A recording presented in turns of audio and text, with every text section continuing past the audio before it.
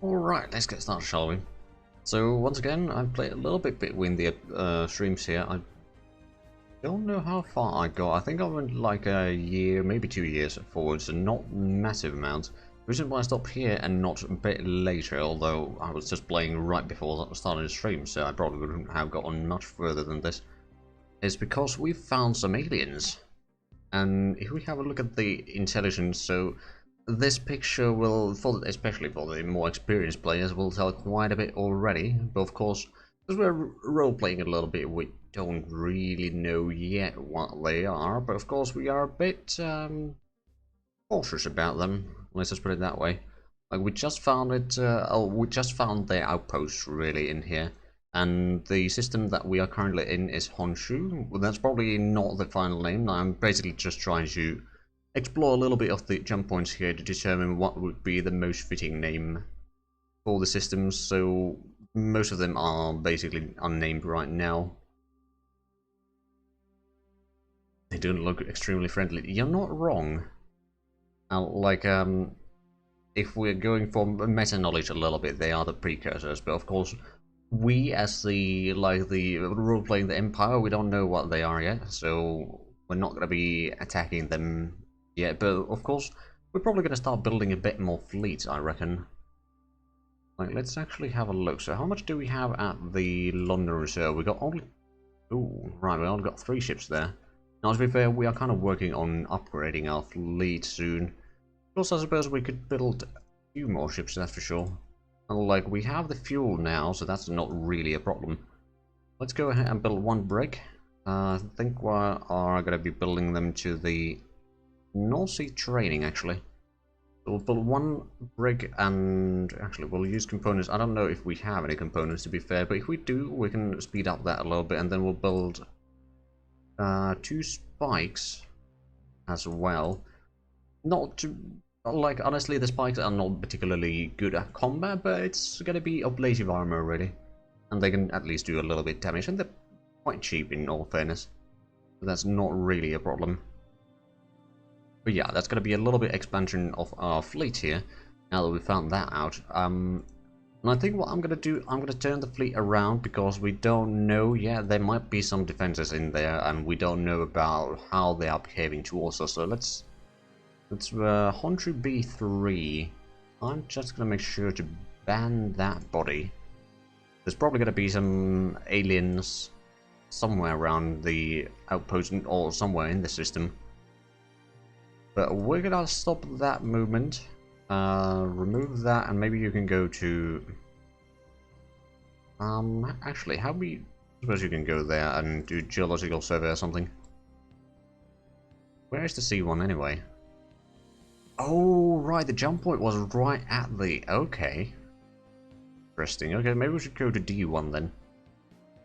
Instead. So let's go ahead and remove that, and D1, your survey.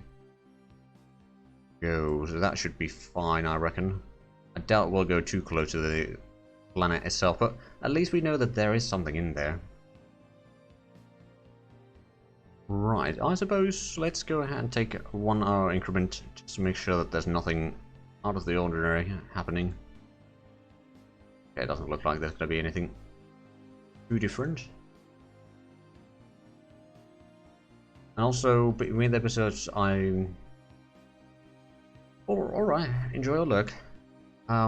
We have set up a bit more colonies. We started a new colony in Skagerrak quite recently, and then we've been expanding some of the mining colonies and all that, so we are mining quite a bit, and Plymouth actually has quite a nice amount of resources right now, but that's nothing compared to, not Orkney, but Trondheim. Yeah, Trondheim has a massive influx of resources. Like, it only has 10 mines, but it's still mining 800 tons per year, which is quite good. Quite good indeed. Yeah, we got that set up, and we are getting... Oh, right, yeah, we got a bit more of the fuel harvesters as well. That should be pretty good. And then we also got on a bit more refineries in here. Actually, are we still making more of them? Or no, we built another 5 refineries in London. But like the amount of fuel harvesting that we do, let's actually have a look. So, fuel harvesters at the channel are currently making about 1.2 million liters.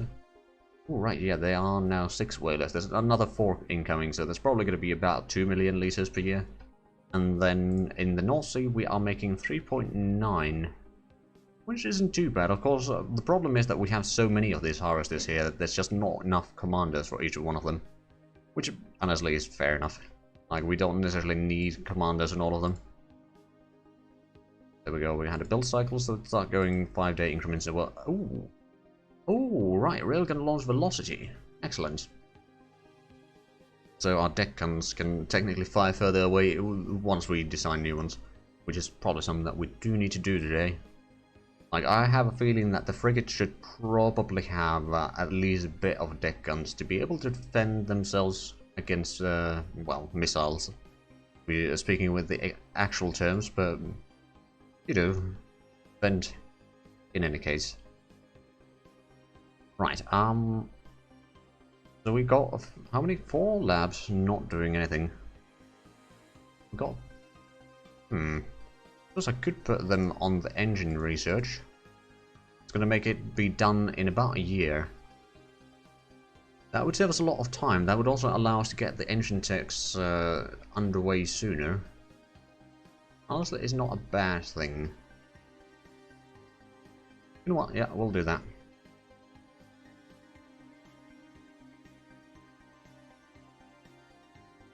Deployment time exceeded on Romulus 3. Well, at least it got a little bit done. Now that we know... Ooh, oh no! The B3 is going to be really close to the... How long is the year time right now on this one? It's going to be further down this way. Yeah, okay, it is 330 days. For a year, but of course this how long is the stars? Here it's 98 years. Okay, so it is gonna take a while to go around. This is actually a decent sized system, I suppose.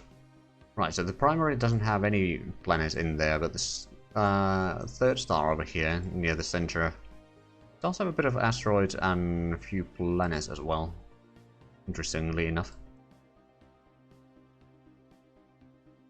But looks like the survey vessel got away at least without a problem. I suppose that's good. Another thing I suppose we could start designing is a diplomatic ship, which might not be a terrible idea. Go ahead and design that. Go in white view. Right, so we'll just take the diplomatic, probably going to be ship. Diplomatic ship, so new ship class. I suppose we'll rename this to Sparrow, just for the heck of it. So Sparrow class ship, hold on, diplomatic module. It doesn't turn it into a military vessel by the looks of it.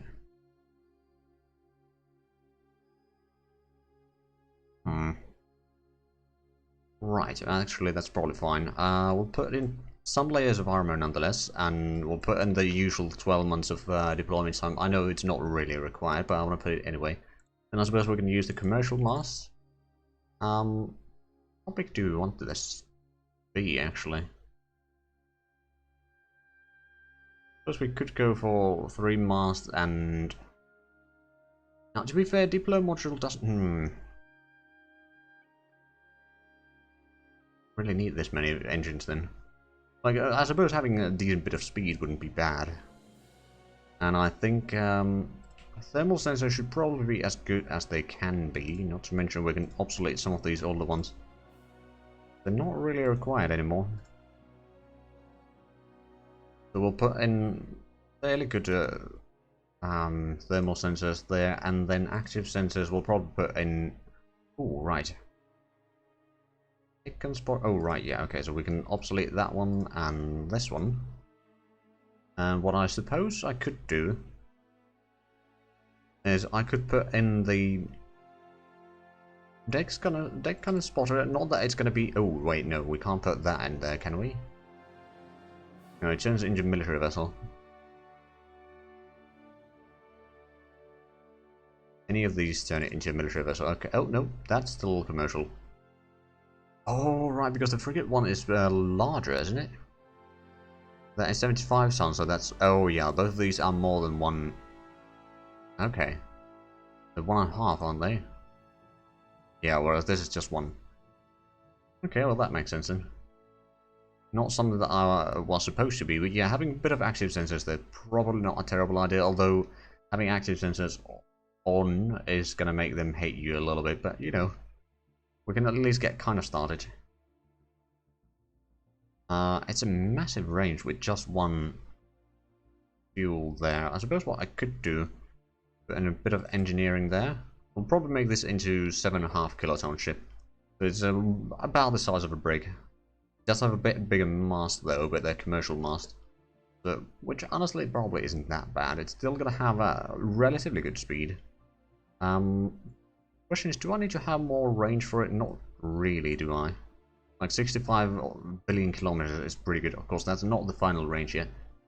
But we'll put in some engineering. We'll go for 3 engineering spaces at least.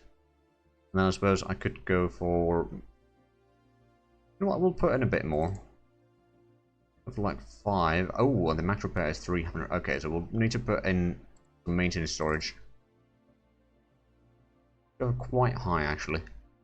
How about if we add in a 4th layer of armor? Okay, that would take us pretty close to the limit there. And, I don't know. Do we need more fuel? I suppose I could put in a tiny bit of fuel at this stage. And 2 fighters. There we go. So that's almost 80 billion kilometer range. It's a commercial vessel, so it shouldn't be a problem. It's small enough so that it shouldn't be considered a problem by the enemy. At least in theory. Actually, since it has a long range, what I can have it do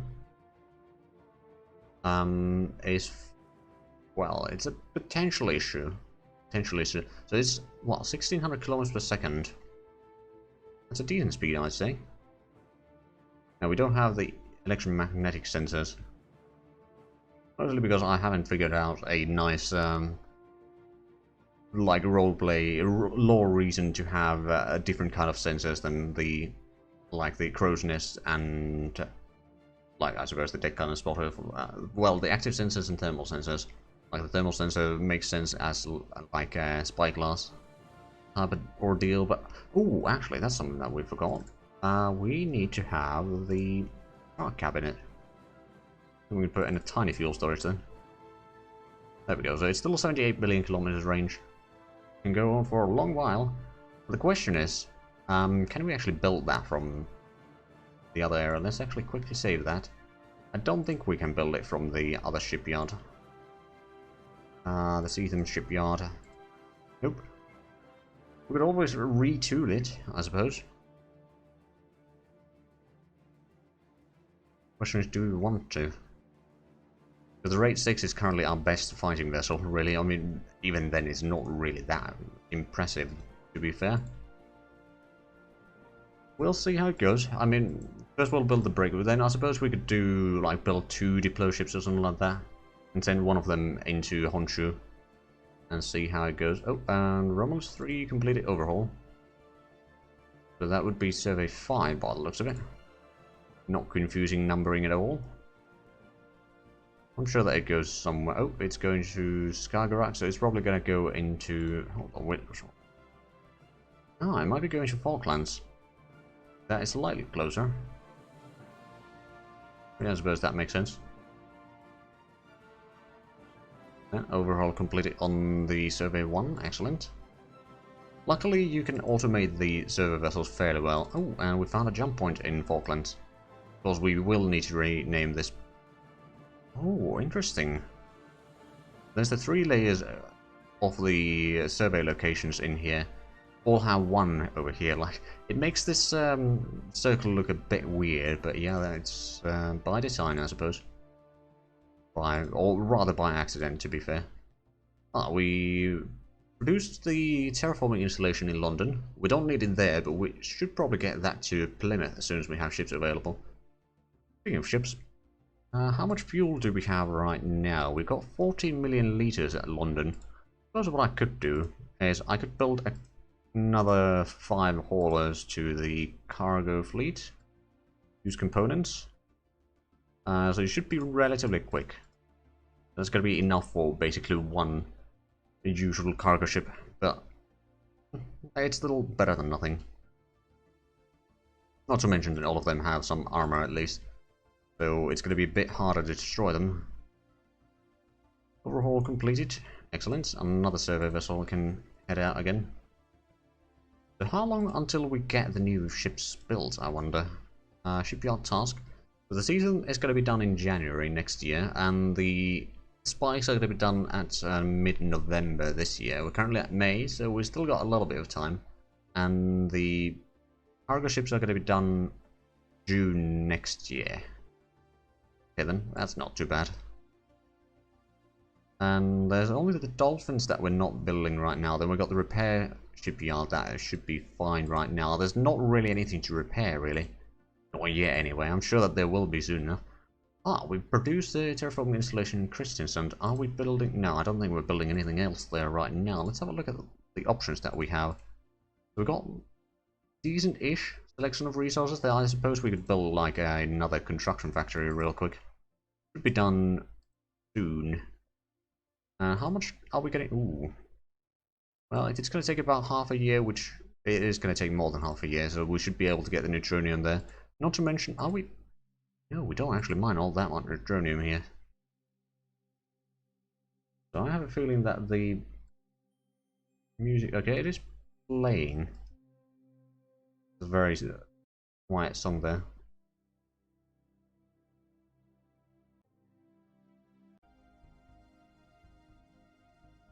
Well, I'm going to increase the volume a tiny bit there.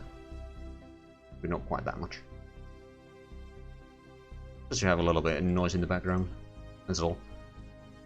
Okay, so Aalborg is mining a decent bit of resources in here, but no neutronium.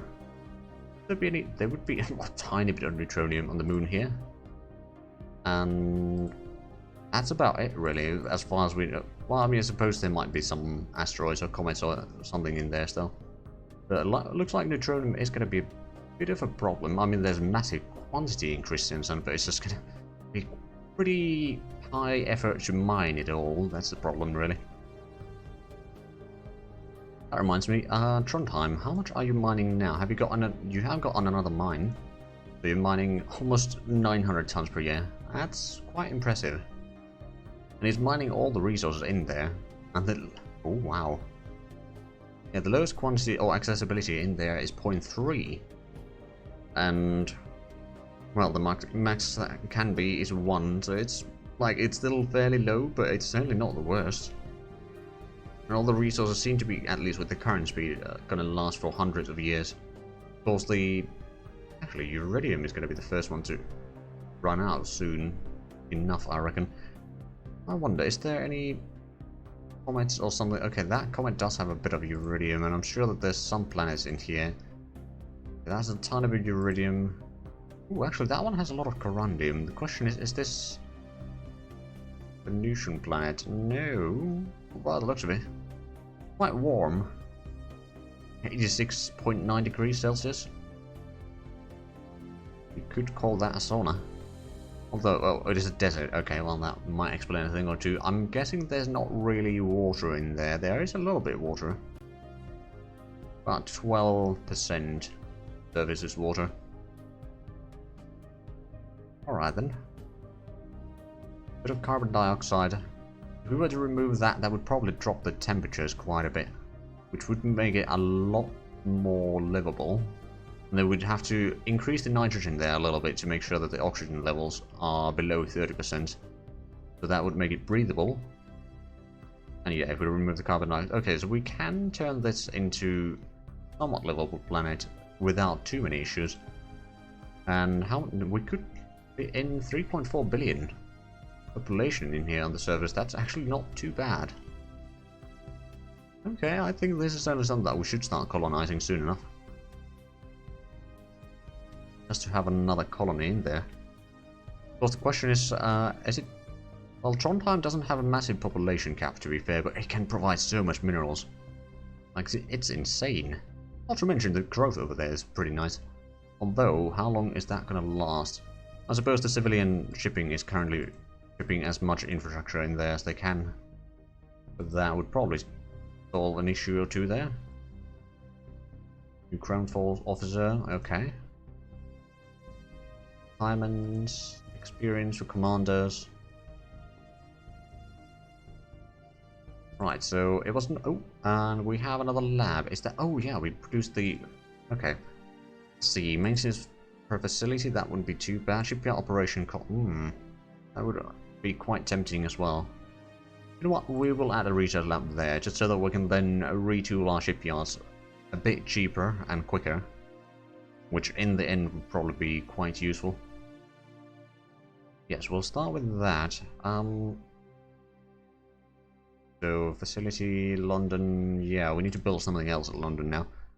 Because we could get more terraforming installations, or just more research facilities. I think we're going to go with more research facilities. We only have 20 right now, and that's not really enough. We'll put in another 5 there. Also, how much do we have resources still? The lowest that we have is corundum, and that's almost running out now. That's going to be an issue. We can't really build too many mines right now, not in London, unless we can get a bit more minerals in, which I suppose we are getting from Plymouth, for example. Although Plymouth actually doesn't have that much corundum either. What about Orkney? Orkney doesn't have it much yet anyway. Christiansand doesn't get any. Not yet anyway. Doesn't look like it's going to be getting from the 2 mines there either. I suppose Trondheim is going to be providing some corundum, but it's not reached their reserve limit or reserve target yet. So it's going to take a while before we start getting corundum in there. I think what we should do in Trondheim, though, is get a bit of construction factories there. Just enough so that they can start building more and more mines. And maybe from time to time build a bit more construction factories. I don't think it's going to be like a massive production hub. Although it has a really good resource. It's a matter of... but the population capacity is rather small. So while they can certainly have a decent industry, it's not going to be enough to have everything in there. I don't know, maybe 1 or 2 small shipyards and some maintenance facilities and fuel refineries, and then a lot of mines and some construction factories. That might be a decent selection of things for sure. Oh, right, and Bordeaux has been colonized. We got 100,000 people in there right now, and population cap is currently 200,000 with the infrastructure that we have. I mean, it's a decent start, I'd say.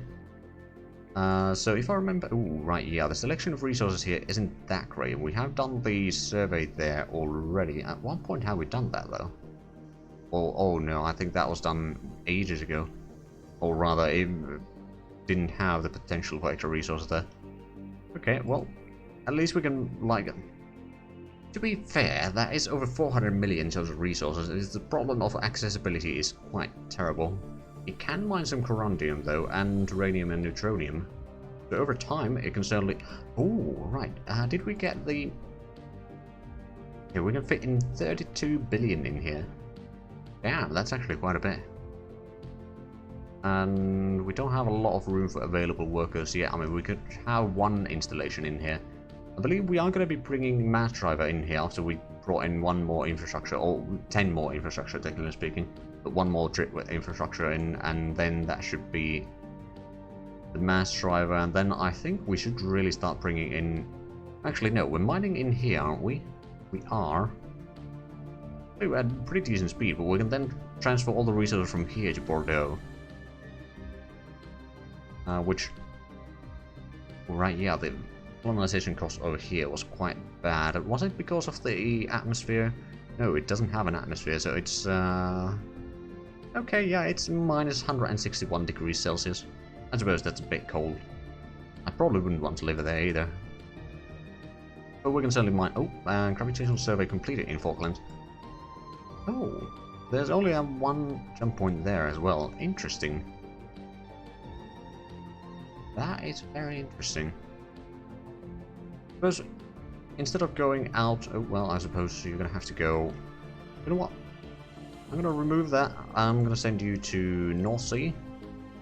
Refuel, resupply, and begin overhaul. Should be fine. One time exceeded on Romulus 2. Okay, so that's going to be heading home. Experience... Oh! Oh! Okay, so I did have 2 Geosurveyor regiments built between the streams, and we just found some new things in there. That's, well, it's going to be a bit difficult to read even with this, but we'll read it from here. So, a deposit of 149,000 uranium has been discovered on Norwegian Sea A4, Moon 6. And then 3 million tons of neutronium, 2.5 million tons of carbamide, 190,000 tons of wenderite, 3.2 million thorium, and 28.78, well, technically you could say 28.8 million iridium. Oh, holy crap, it didn't increase the accessibilities by the looks of it. But let's have a look at the moon a little bit. It was Moon 6, right? Yes, it was. So the total accessibilities are still relatively small, although the uranium is really good accessibility. I don't remember what we had here before. I don't think there was even nearly this much.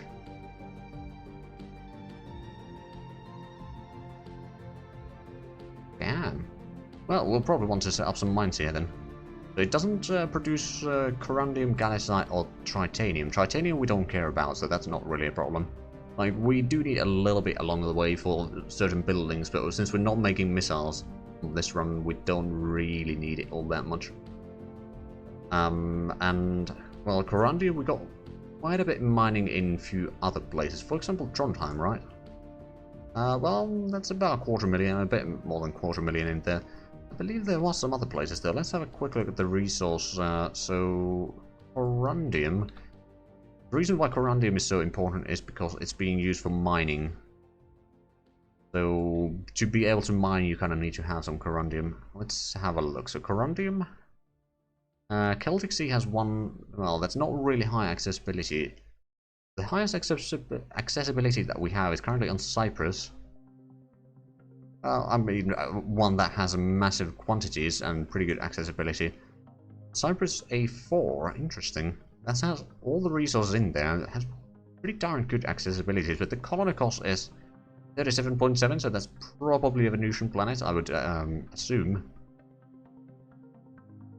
Interesting, so that would be something that we should definitely put in a mine in. I don't remember, Cyprus, was that beyond... Because that's something that needs to be renamed at some point, for sure. But yeah, that's a pretty good amount of corundium there. Then we got the one in here, which is in Bay of Biscay. Which one is that again? Are we in... No, we're not in the system. Right, but that's 2.3 million. Bay of Biscay. It does have 6.3... Oh, no, maybe this is actually the one that we are already mining. Doesn't say that it has the colony, but it just might be too long of a name for that. Which is quite likely. Okay, well let's look at Bay of Biscay. Is that this one? Yes, it is. Okay, so we are already mining here, so that's going to give us a lot of corundium over the years. And we can definitely build up more mines here eventually, although... Setting up a colony, well, I suppose once we get the construction brigade, we can then bring some of them in here and start building more and more mines. It's probably not a terrible idea. That gives something for our ground unit construction factories to do in the meanwhile, but that was a good ground-based survey, that's for sure. We will need to... oh. Aha! We got the new engine tech. Excellent. So, I think the next question is, are we going to take the max engine size 40, or are we going to do the engine designs? And honestly, either one would be quite fine right now. I suppose we could get that one real quick. With 10 facilities or research labs, it's going to be, well, it's still going to be 2 years. This is where it's gonna start to get a bit painful since we put down the retail speed globally to 25% on this particular run. So it's gonna take it 2 years to get that. I suppose we could start designing some of the smaller engines at least. But we do want to have that, so we'll have option for the bigger engines as well.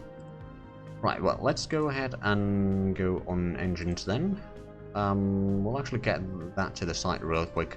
We'll open the engines from here, just so that we know what we are calling them. And what the sizes are and all that. Right. So, I suppose we'll go for the hull size 20 first and make it the small ship mast. So, small mast. What is it? So that would be 160 engine power, and then the year is 1783, so we'll put that in the brackets. I suppose that would be quite nice, just making sure that there's not a double space there. Sometimes there is, but nope, that is not the case this time. Good, right, so we got that designed. I mean, honestly, that's going to give us a speed of 3200. On the other hand, could we were to lower that to... There's a possibility for it, quite frankly. Yeah, we could make it 1500. That would make it a bit more fuel efficient. That would still give us a speed of 3000 kilometers per second for the small ships, which isn't great, to be fair. Like, it's not a massive speed. At the same time, they would be more fuel efficient. That would mean that they don't necessarily need quite as much fuel. Well, actually, no, it doesn't make it fuel efficient. It just lowers the size of the engine, so that means that there's a bit more room for example, weaponry or something like that. Right, it actually makes it less fuel efficient, technically speaking. Not massively all that much, to be fair, so maybe no name update right now. Let's write that again. 150 EP, and then 1783, right? Yeah, that seems to be the correct. So yeah, I suppose we could go for this one. It would save a little bit. On the other hand, is there a way for us to reach that by lowering this a little bit and then increasing the... Well, that... Almost. Not quite. I think it's the rounding error there, actually. Well, actually, I'm not entirely sure, but yeah, it's very close to being what we need. Of course, another way for us to do is maybe make it... Nope, that would make it too much. Okay, I think we're going to go for 100% engine power and just go for the reduced size then. I think that's the smart idea right now. That means that we'll save about... Well, on the 7th rate, we'll be saving about... what? Hold on a minute, 2.5? Also, so that would be 125 tons. That's not enough for another weapon, I don't think, but it gives a bit more room for various other things for sure. And it still increases the speed, so that's quite nice. So yeah, we'll create that one. Then we can create the commercial ship engine. We'll put in commercial masts.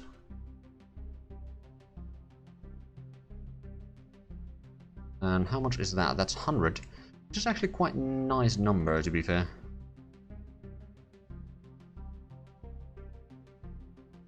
Hello, old boy Matt. How's it going? So we'll create that. So we'll have at least 2 of the things. And I suppose we could figure out a little bit on the or the light frigate mast, I suppose. Although we may need to wait for the bigger engine type. Or bigger engine size, because we currently have a max of 25. But for this, we're going to have to get... Yeah, I'm doing good. We are going to have to use our pocket calculator here. Luckily, I do have right next to my keyboard at all times. You never know when you need it. Right, so the light frigate is going to be 10 kilotons, so that would be 200 hull size. We have it at least 3,000 kilometers per second. We'd need 200 per engine because we are going to go with 3 engines per ship, other than on the 7th rate. So yeah, we need to have at least 200 engine power Get that to 100, so that would be 200, but I'd rather have it actually a bit higher. Wonder, so I could get up to 250, which would give us, how much would that be in the speed?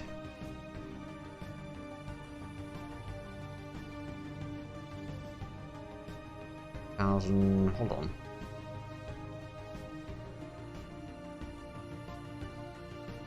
$150 divided by 200. So 3,750 kilometers per second, that would be the speed. I don't think we need to have that massive speed difference though, so we can probably lower it down to... What?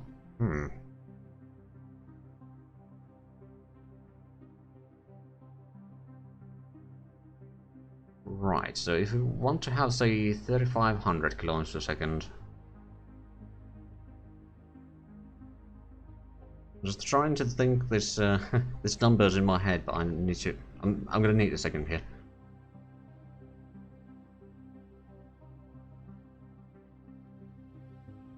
So 3.5 times 200 is the... We need exactly 700, but 700 divided by 3 is a difficult number.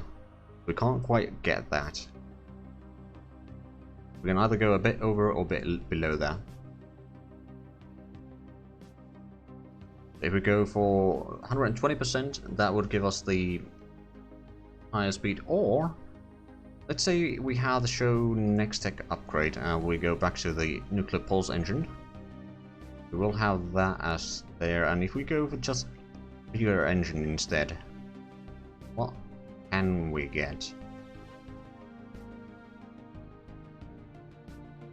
Well, 232 would be really close. Ah, thanks for the follow, old boy Matt. Much appreciated. So if we were to do 232 engine power, that would give us about 3,500. Like, it's going to be just below that, but that would give a bit of a speed advantage on the frigates. At least the light frigates. Then the heavy frigates will need the different engine because they will also have only 3 engines. Because we don't have ships with more than 3 masts, right? But yeah, that would be a potential solution. I mean, we are currently researching the bigger engine max size, so that would be doable. Or we could maybe make it slightly smaller. If we were to increase the speed boost, 335, that would be slightly faster than 3,500. That would also save a little bit of room. I mean, it's going to be less fuel efficient, of course, but I don't think that's going to matter too much with the heavier ships. But I mean, they're going to have some support vessels with them, usually outside of combat anyway. But that's certainly doable. There's a little bit of room for the engine, or from the engine rather. Let's actually think about the heavy frigate then. So that's going to be 250 hull size. 253 engines, so at least to get 3,000, we'd need to have 750 engine. So that would require at least 250 engine power. So if we were to go to 100%, actually, if we go for 110%, would that be any better? We could get. It wouldn't be that bad, would it? Pardon me, have I miscalculated this? I may have. These are 250. It's going to be the hull size of the heavy frigate.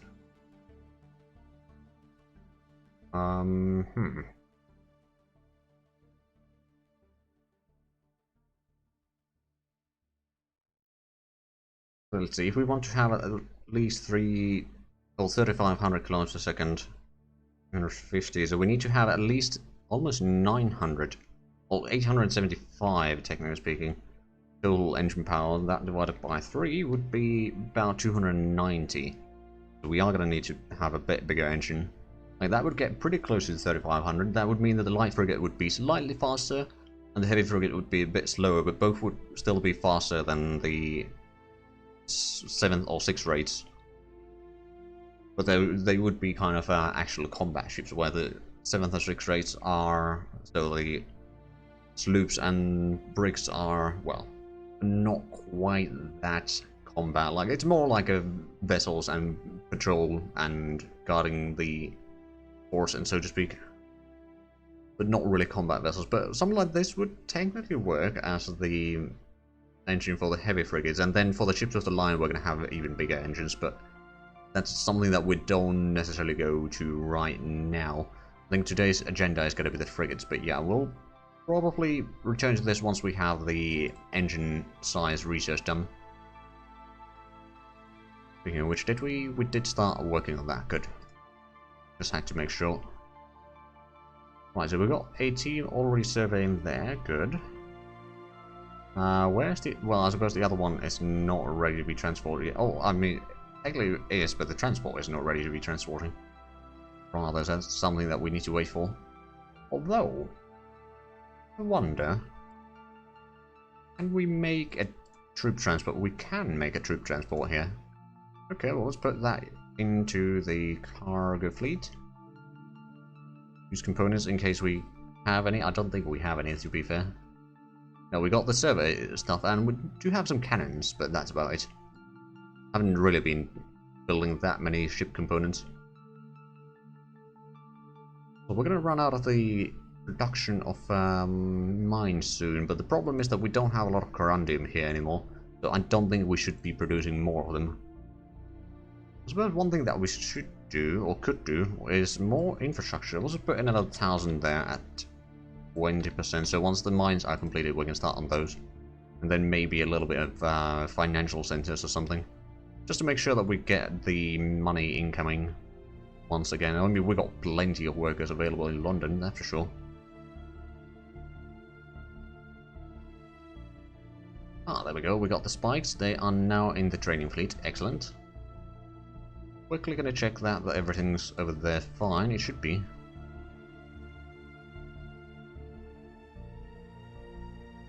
Thanks for the territory war yesterday. Yeah, no problem. So, wait a minute, which house are you? If you don't mind me asking. Because I don't immediately recognize the name. That creeper. Oh, right, yeah. Yeah, I'm guessing you guys had a pretty nice territory war as well. It was certainly a good one for Premiere, I can tell you that. I mean, to be fair, Battle Brothers lost one of the villages, and, well, technically two, but one of them got taken by us Mortlings, so could be a lot worse. Right, so we completed the... oh, right, we completed a mine in Plymouth. Right, let's have a look at that. We got 80% production there, currently idle. First we could get another construction factory. Shouldn't take too long to build. Also, it's just keep on building more infrastructure there. I'm actually gonna increase the amount by another 100. So we don't run out of production there quite that quickly. We do have 1.8 million liters of fuel there. It's not a massive amount, to be fair. We've got 12.5 million in London, so that's good. Are we getting more in Kristiansand? We got 800,000 liters there, which is something that we're just refining here in the location itself. So those refineries have been going for a long while now. We have a decent bit of thorium though, so that's nice. Apparently we are losing it a little bit, but that might just be... well, we are making 138 tons over there, nothing on the other one. How much are we using it? 50... okay, so it's actually still going up, total. That's actually not too bad. I suppose what we could do then, we could definitely build another fuel refinery in here. Built one at 100% as soon as the construction factory is done. Took a little bit of Valhalla, but at the end got most of the things back. Yep, I mean, I didn't notice that the port was lost to Valhalla. Although, I believe, was that a plan to give that to Drukalav? Don't remember anymore.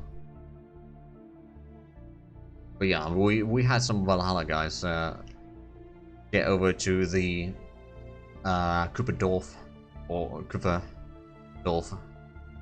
There's Cooper Bach and Cooper Dog. We named them Bach and Mozart, just to make it a bit easier to remember them. But yeah, we had some of them outside Mozart, and they took one of the nodes there, research nodes there. But we figured that there's not that many in there. They're unlikely to be able to take the village from us, and if they take the leadership of the siege, then Arch can't attack there anymore. Let's see. Right, so we got the line completed, we set up new construction there. The vessel is heading back home. Excellent. Oh, and the trooper has completed orders. Right, now we need to figure out where to send you doing another survey. Also, let's quickly check what is the planet that we have a regiment in right now. So it's Norwegian Sea, A4, Moon 6. Put that to the side, so I can check that quickly again. So, trooper. I need to send you to... No, not order templates. Norwegian Sea, Moon 6, load Reserve Regiment. We do have another one in Norwegian Sea with high likelihood of finding resources. So I suppose we should send it there. So that's what? A6, Moon 21. So unload all ground units there, and then you're going to head back to North Sea. And I suppose refuel. Let's see, we've got... Oh right, we've still got a militia battalion at London. Also, we've got 3 regiments of various ground units. That should be fine, to be fair. I mean, eventually we do need to set up some more brigades, to be fair, for some garrisons. So let's actually start building a few. I'll just get another 2 militia battalions. That should be a decent start. Give something to do for the crown constructions. Or crown training complexes. I lost it. I'll get it back. Premier and Actor, I can now put it work together. Yep, I'll see you in the next Diplo meeting indeed. And I do admit that we've done well, we've gotten the corner of Ostaria, sorry, quite well cornered right now.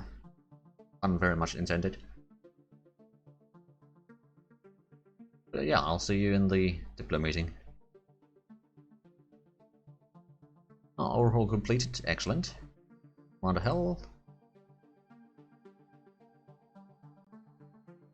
Yeah, thanks. And thanks for stopping by. Yeah, so we've got the militia battalions trained. Right, so is there a planet that needs garrison right now? Does Trondheim have any garrisons? No, not by the looks of it. Definitely take one there. As soon as we get the transport ship that we're currently building done, definitely start... Oh, right, that's not the correct planet where we're building it. Right, so the trooper is going to be done in April 85 next year. It'll take a little while. It might be that the trooper 1 can then do that as well, if there's nothing else for it to do. Oh, there we go. We got Seatham. So we got the brick completed. Let's take a quick look at the training fleet. How well is the training going? Yeah, the first 2 ships that we've built today for this are getting the training already pretty nicely, and they got 8% in the time that they were done. I mean, it was, what, maybe a month? Actually check. They were completed in November. Okay, it's taking actually a bit longer than. So about 3 months. They've got an 8% training. I mean, it's definitely not the worst. Let's take a quick look. If we give it a save, and then we can have a look at the tool that we have here. It's low efficiency population. Bordeaux is low efficiency because they have nothing to work on. And Bay of Biscay, right, so Bordeaux doesn't have a governor either. First, we could get someone in there.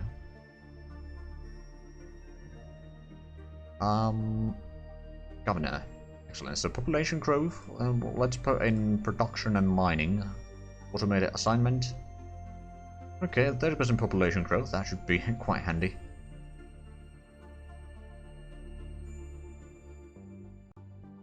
Right, let's have a look at London real quick. So we got a decent amount of materials or minerals other than corundum. Down to 8,000. Of course, that's not what we have the reserves at. Well, the reserves in the planet itself are also quite terrible right now. Gonna deplete in a few years. So it's coral actually. Oh, and we've already run out of titanium. Not that we're really using it, to be fair. But we are running, well, we're not mining that anymore, let's just put it that way. We've still got 350 mines, so I think what we do want to do soon enough is start sending more and more of the regular mines, especially out elsewhere, because the regular mines are a bit cheaper to make, but they do need workers in there, of course, which does complicate things a little bit. But yeah, the system is completed. I suppose I could build another ship. On the other hand, we are just started on the engines. So let's actually, while I remember, put in the whole mast to the queue and commercial mast as well. And after that, we can get the light frigate engine and maybe even the heavy frigate engine researching. That should help quite a bit in getting the engines done, and then we're going to upgrade our ship designs. And to be fair, is there going to be anything else upgraded than the ship size? I mean, I think we are going to have to do the fire control upgrades, because those speeds in the old ones are not going to be matching the new ones. Which admittedly is going to be a slight issue. The question is, of course, do I make two sets of the fire controls, one for the frigates and one for the slower ships? Or will I just make one for the frigates and have the rigs and sloops have the same one? Right, so we got the construction factory in Kristiansand and we started the fuel refinery. Excellent. At least there's no idle construction factories in there right now. Ooh. Okay, so we've done the survey at Bay of Biscay, A5 Moon 15. We found new deposits of titanium, mercasium, and corundium. Total amount of minerals that found is about 9.2 million. Maybe a bit more actually. 9.3. Still pretty good. So let's actually have a look at that planet real quick. So that would be Moon 15 and Bay of Biscay. Don't think we have more than one here. Right, so yeah, we got some crown units in there, and what is the total? Okay, so the total accessibility is now 2.9. That is certainly something that can be mined quite easily. Unfortunately, the colony cost is quite massive, so it's probably going to have to be automated mines unless we start doing terraforming in there, which wouldn't be that bad. It's just mostly the temperature is quite terrible. There is water in there. Just about enough for a colony, and of course there's no atmosphere at all. If we were to start doing some terraforming, we could get the temperature up, which would then allow us to colonize a bit easier. So I think that is something that we should definitely do over time. But we have yet to research the terraforming module, which it's relatively expensive, and since we are running on 25% research speed, ooh. Oh right, civilians built another freighter. It's going to be very time consuming, and there's so many other things that we kind of need more right now. Although terraforming is certainly something that shouldn't be neglected for too long, because it can certainly make a massive difference in the effectiveness of the colonies. Now we've got a new administrator.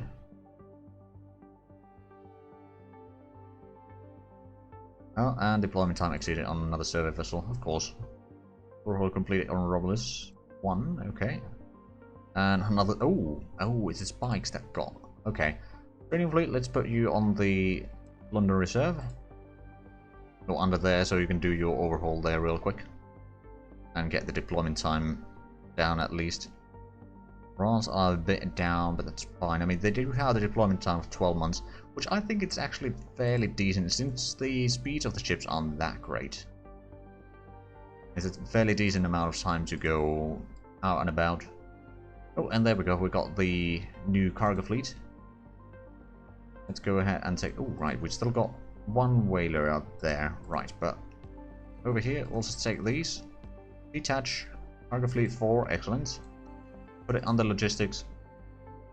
And then the next question is, what are we going to do We got one terraforming installation. I think we want to take that into Plymouth right now, so we'll start working on that.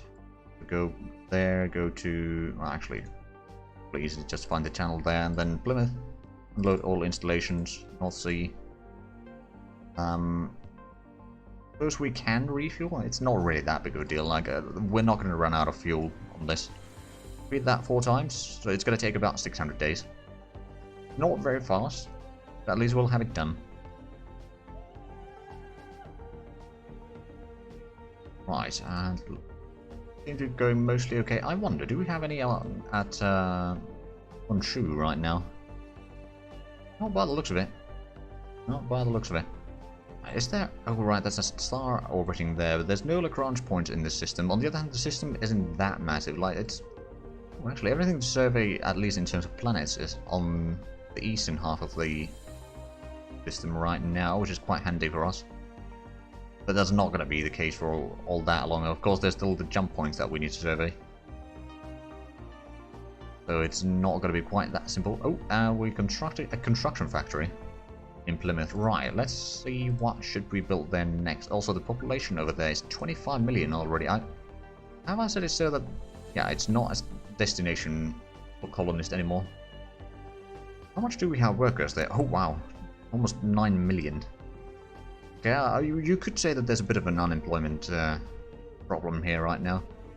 First, what I could do is get some financial centers. We've got 5 right now. Go ahead and get another 5, shall we? At 80%. Just to buy some time for the mines to get more things done. Because we are quite low on neutronium. I suppose we have a lot of corundium though. Suppose we could put in some mines to be produced after that. So we'll put in mines queued up there. And after the financial centers are done, we're going to have to put in more infrastructure, I reckon. We are building a lot of infrastructure in there. Oh, and right, we are getting the terraforming installation here. So let's have a quick look at the environment. So how quickly... We should be able to terraform fairly quickly. The biggest problem is that we don't have water in here. Well, that and there's no oxygen or no atmosphere, breathable atmosphere at that. So what we'll probably do is we'll add in a bit of oxygen, like 0.1, and then put in either nitrogen or H2CM, and then we'll need to add in some water there. But that way we can then get this into quite livable. Right. Quickly have a look at the mining colonies that we have here. So you got 114 tons per year, you've got 315, and you've got 150. The comet around North Sea is providing 100. 150 from Albrook. Oh, right, yeah, this was a good mining colony. I mean, the quantities aren't that massive, so it is going to run out of things to mine eventually. I don't think we're going to be hitting that anytime soon. We've got 40 automated mines in London, actually. I have to start transporting those away. Question is, where do we want... Oh, and the trooper has completed orders. Right. I wanted to transport one of the militia battalions. I suppose we'll go to the Norwegian Sea and drop that into Trondheim. Then you can go back to North Sea, London, and refuel there. So it's going to take another 220 days. Do that trip. Well, I'm sure it's going to be fine. Okay, the spikes have completed the overhauls. Let's have a quick look at the... Oh, right, the CTM have completed their overhaul a bit sooner. Oh! Interesting. No, there's a London return, never mind. Right, but they did do the overhaul here. All of them have a decent bit of fuel still and MSP, so we don't really need to worry about that. And actually, what I should do probably is when you exceed that, refuel, resupply, and overhaul. That way we can make sure that they don't run out. And the London Reserve can probably quickly refuel and resupply at London. Should take only a few hours. And then we can keep on going. All leaves completed on a lot of things. Oh, right, the Cargo Fleet 4 is heading back. So they've gotten the first set of installation, or the terraforming installation in here. I don't think we can actually do anything Yeah, we don't have the terraforming rate up yet. We need to actually get the full installation in there. There's some installations that probably by accident will work even if it's not completely there. Oh, but the Cargo Fleet 1 has arrived at London. Let's have a look. What were you doing previously? You actually have a bit of a lack of fuel. But you were transporting mass driver to Bordeaux. Oh, right, yeah, you were setting up the colony in Bordeaux. I suppose one thing that I could do there now is, I don't think there's enough population there yet. How about you do your order template of taking automated mines to Aalborg, because we know that Aalborg is really good for that. You're going to be refueling along the way. That was one of the order templates that I've done before. Help a little bit. Production of a mine completed at London, and we started producing more infrastructure. Excellent. Now, I do admit that the amount of cargo that we can transport right now is relatively small. I mean, the civilian sector has quite a bit of cargo ships or freighters, but the state itself doesn't have all that much. Now, the question is, what do we want to do next? We still have one cargo shuttle station and refueling station at London. We've gotten one of each into Plymouth already. We might want to get one into Orkney or Kristiansand. Or both, actually. You know what? Let's build another cargo shuttle station. 20% at London. I mean, do that one up because this... How long is it there going to be time before... Oh, it's October 84. There's going to be 2 in April. With the construction... You know what? I'll just put in another 50 construction factories there. You can never really have too many construction factories.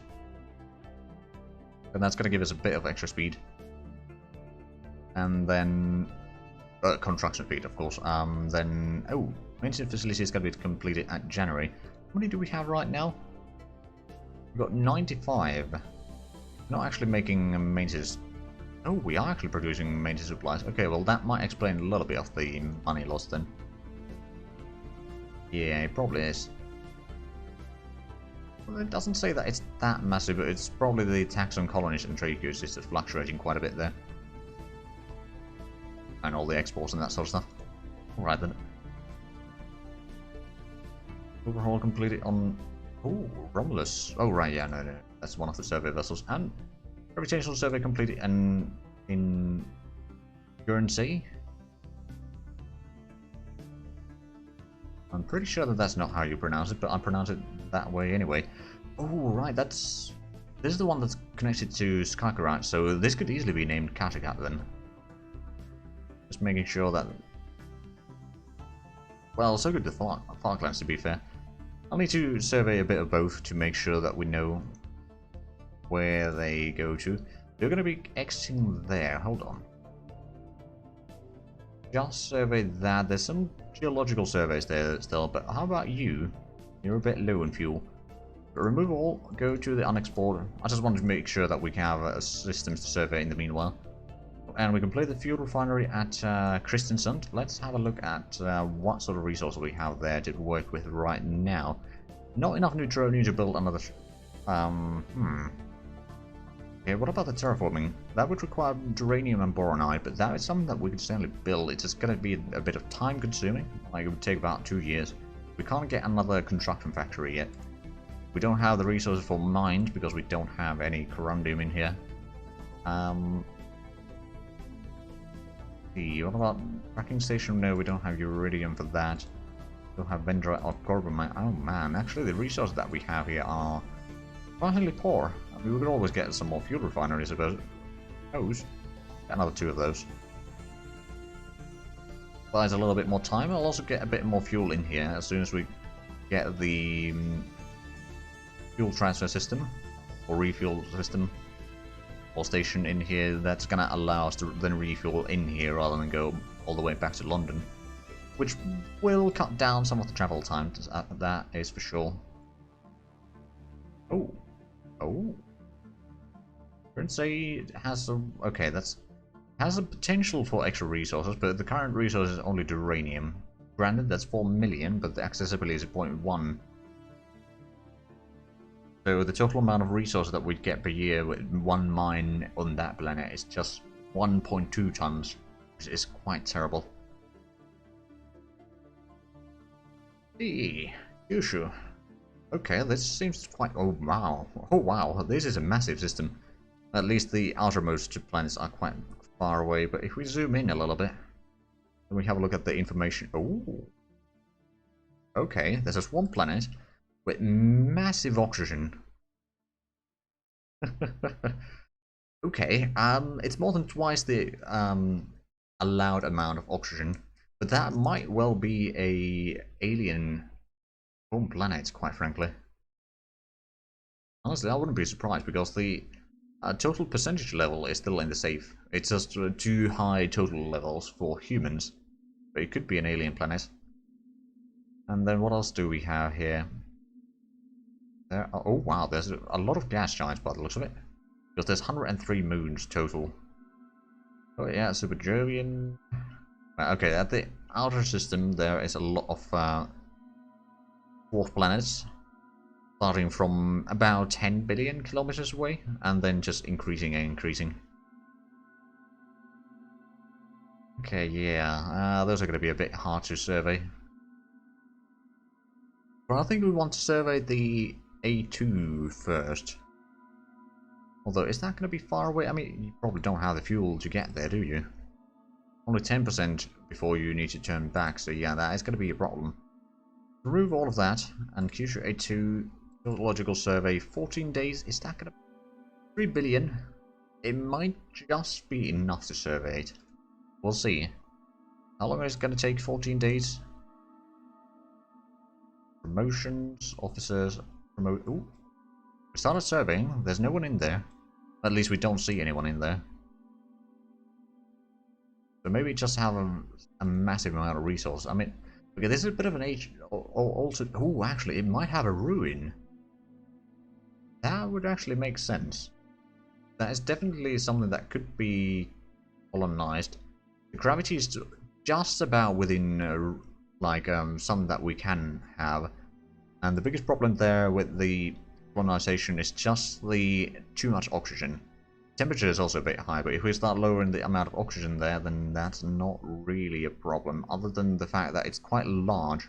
So terraforming that is going to take ages. Also the fact that there's so much water in there that we'd probably have to dry the planet a little bit to be able to have a proper population there. I mean, 1 billion isn't too bad, but it's not really massive either. Okay, that's quite an interesting option that we found there. Retirement, commanders promoted. Production started. Oh right, we got the maintenance facilities done at London, so we started at the cargo shuttle station. Which is good because we're going to need quite a few of them around the planet just to speed up some of the logistics. Oh, and Romo's completed overhaul. Let's actually have a look. How is the training fleet doing? I'm pretty sure that oh right, they are rather close to being over the limit there. The training is, oh wow, 33%, 42 and 42%. To be fair, they haven't been in training for quite a while now. Now that I think of it. But I mean, it's definitely not the worst.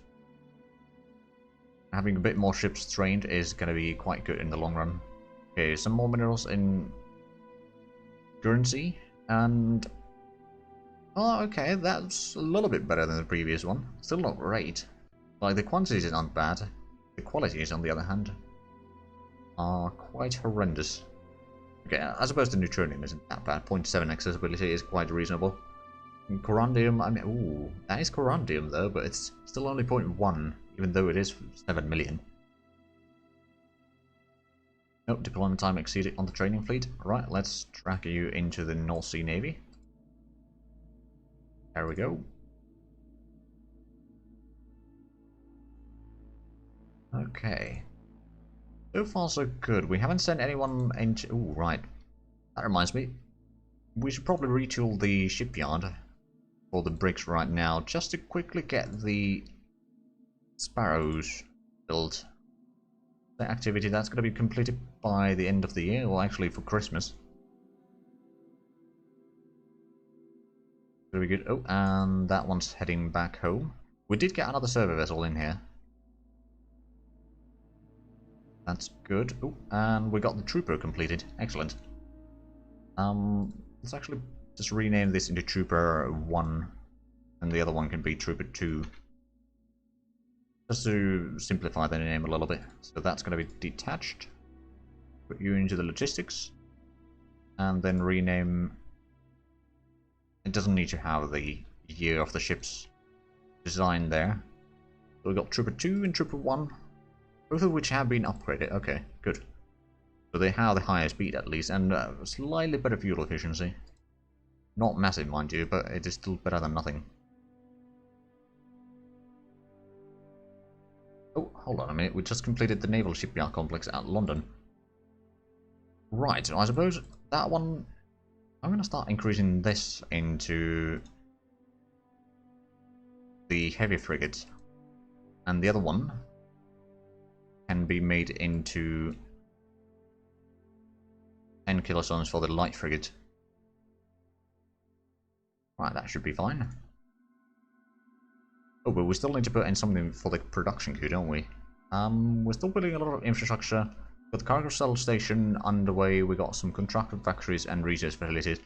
I think we're just going to get another military academy, which does take some corundium, which is not great, but having a bit higher amount of graduates is going to be quite good. We already got level 3. Also, we've used a lot of fuel lately. I mean, I suppose we built a lot of ships. That would mostly explain it, I suppose. After that, I think we might actually want to build...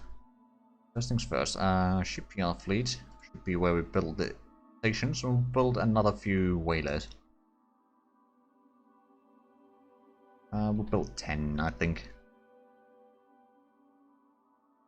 That should be fine. We can put in another 5 at the whaling fleet at North Sea, and another 5 in either the Channel, or maybe take them to Skagerrak or Arctic Sea or something like that. I'm sure that we can find some nice place for them. Cargo fleet 3 completed orders. What were your orders? It's a bit hard to keep track on what they were doing. Luckily, there is a tab over here that you can check what they were doing. Right, so you transport a mass driver into Skagerrak A8 Moon 2. Right. Oh, wait a minute, wasn't that the... Well, let me drag that to the side. That was the system that we surveyed, or the planet that we surveyed, so that would be... Hold on. Skagerrak.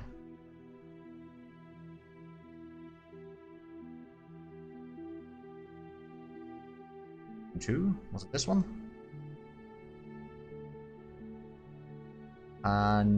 Well, we have surveyed this, yes, but it's not... I suppose we can provide you minerals directly to Christians, and it doesn't look like it's that massive amount of resources. I mean, it gives a bit of carbonite and boronite, titanium, and uranium, so it's not all bad. Actually, carbonite is something that we do not mine here. Wait, actually, the neutronium... Oh, we don't mine neutronium there. Never mind. Don't mind neutronium in Aalborg either, which is a bit of a bad thing, actually. We can at least transport the resources in there, and over here you should probably be able to give the resource directly to Bordeaux, which means that they will at least have a decent chunk of resources in there. They're not mining anything there right now, but there will be. Although accessibility is not quite bad, but I mean, we're going to have some mines in there to provide, or supplement a little bit of resources at least. I mean, the selection of resources isn't that bad. There's still going to be few resources that are not mined in the system, namely Vendorite, Sorium, or at least right now are not mined in here. Vendorite, Sorium, and Gallicite, which actually is a bit unfortunate. Gallicite means that we can't make maintenance supplies in here, or engines for that matter, and Sorium means that we can't refine fuel on the planet itself, because we don't necessarily need to do that, now that we have access to the Sorium harvesters. So we can just get our fuel from the gas giants themselves. Right, actually, let's open that screen that we just closed. Oh, right, Portsmouth, what do you have here? Ooh, a bit of corundium. Now, I did have the mine in Bay of Biscay here already. Yes, this is the one that mines a lot of corundium. Might want to bring in some automated mines here. We got only 5 right now. We could easily double the amount in there. So let's go ahead and let's actually drag that to the side there so we have a bit more room to use here. So, do we have order template for that? London to... No, I don't think we have anything on Bay of Biscay. Right, well, let's create a template then. Load installation, automated mine. Go to Bay of Biscay. And... It is... Yeah, it is that one. Load all installation. Go back to North Sea. Refuel. Repeat that 4 times. And then create a template. So this would be London, Bay of Biscay, A4. There's going to be quite a jumbled of letters here. Let's have at least some spaces there, and then Moon 4. No, that's A6, Moon 4. I can read Roman numbers, right? Okay. Then 5 times automated mine. It's quite complicated things to keep those, or keep track of them effectively, but... Right, so that's going to take a bit less than 2 years to do all of that. That's fine, I suppose. How are the research going forward, actually? How close are we getting... Ooh, not that far off from getting the max engine size. So once we've done that, we'll start research, or we'll be starting research on the engines themselves, and then we're going to design the frigate engines as well. And that's probably going to be fine. I would imagine, anyway. Yeah, which is... Oh, research completed on the ship operations, or shipyard operations, rather. We should have a research... Oh, actually, we don't have defensive systems researcher right now. There's one thing that we could do is sensor and fire control. We could get the fire control speed rating to 3000, right? Possibly. Because that would... do we have... Well, the sensor researcher doesn't have any bonus there. Maybe we don't put 4 labs on there. We'll put at least 1 to get that started. And then we're going to have someone doing the construction and production research still. Wait, another 3 labs. Question is, of course, what do we need the most in here? We don't need the stabilization modules because all the jump points are stabilized already. The wealth generation... actually, the wealth generation might not be a terrible idea. For the orbital mining, but we don't have the orbital mining module yet. I mean, we could get the module researched. Maintenance production rate. Or fuel production. Construction rate. I know. I think we are going to go for the wealth generation. Wait, 3 labs. It'll take quite a while to research, but at least we can get it started. Right, so we are going to get the engine research done rather... Oh, actually, the research bonus of the engine researcher has increased by 5% since the start of the engine size research, which does explain why it's going to be researched a few months earlier. Alright then, I'm quite... Oh, actually, there was... Oh, the Dolphin completed order. Oh, right, yeah, that was transporting the fuel harvesters. Let's take a quick look at the harvester fleet. So that's producing about 2 million per year, and that's producing about 4 million per year. Not too bad. So that's about 2 million litres per year to Plymouth, and 4 million litres per year to London. That's the one. Right, yeah, so that's a decent bit of increase in fuel production. At the same time, we've still got over 9 million litres at London, but since we have so many ships that we've been building and a lot of increased activity, that's kind of lowered the amount of fuel in London. But at the same time, the amount of fuel in Plymouth has started piling up a tiny bit, at least. Also, how much... Oh wow, the population in Trondheim is already climbing up quite quickly. There is a lot of available workers there, that's for sure. Getting a bit more mines in there as well. But like they are... Oh wow. 1100 tons per year. That is quite impressive. And that's all manned mines. So it's been relatively cheap, honestly. With the current speeds, we'll have enough corundium to build... If we had enough production. Yeah, we'd be able to, with the current speed... we'd be able to build 2/3 of mine every year without losing any corundium. So not too bad. Not too impressive to be fair either, but it's... Oh, we completed the overhauls on training fleet. By the looks of it, so what we should definitely do is put them back to training. Because the reserve fleet that we have has pretty good training, has a decent grade bonus as well, and all that, but the grade bonus isn't going to go up anymore. And then we got 2 spikes. What I should probably do is start getting... Ooh, actually that reminds me. I don't think we have any maintenance locations other than... You know, Plymouth is in the maintenance, Orkney is in the maintenance, Kristiansand is in the maintenance, Trondheim could be turned into a maintenance location, to be fair.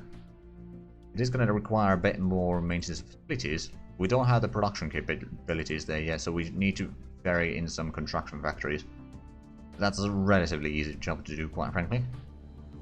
It just means that we need to have a logistic fleet currently idle, which we don't have, but the Fleet 2 is going to be available in about 113 days.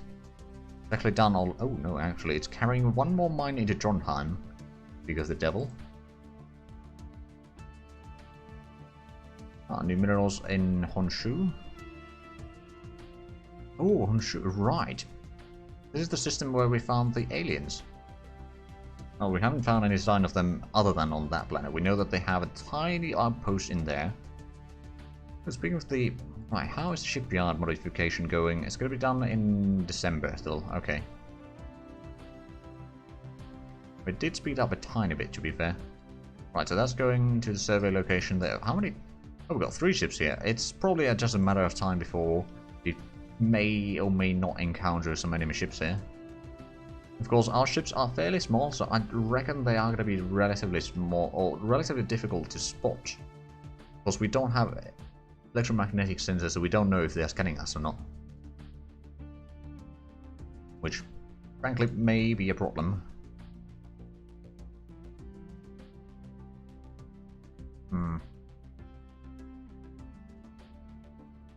Research completed on the engine size. Excellent. So now we can design the engines. So let's go ahead and do that. So I wanted to have, what, 28-ish? Full size for this. Don't have the extra speed. No, I don't think I did. Just to make sure. So it would be, what, 200 full size times 3.5. About 700 divided by 3, so 230. So this would give us a bit higher than that. Okay. Is that correct? Could be.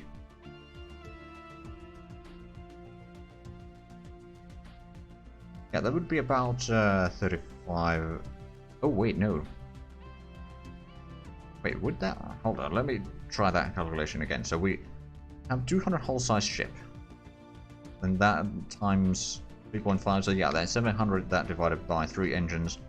Okay, so this would be about 3,500. I suppose if we were to make it slightly higher engine power, and then lower the size a tiny bit, so that would be 105% less fuel efficient, but more space efficient. Let's do that. No name upgrade. So this is going to be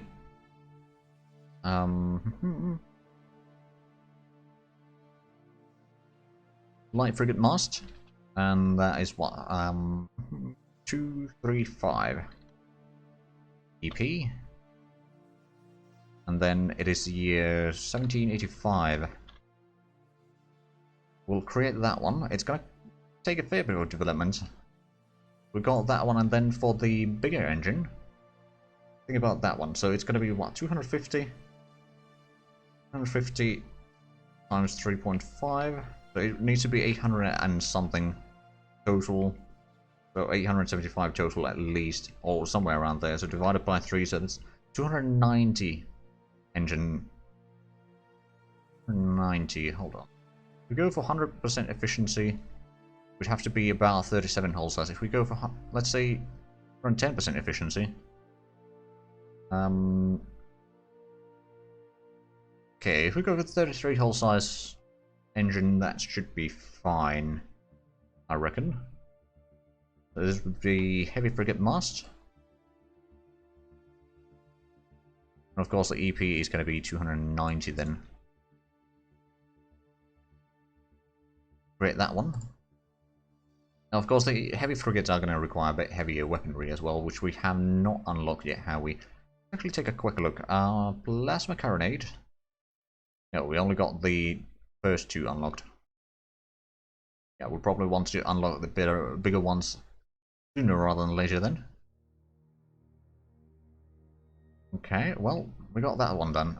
Let's go ahead actually. Do we have anyone that would be doing energy weapons research?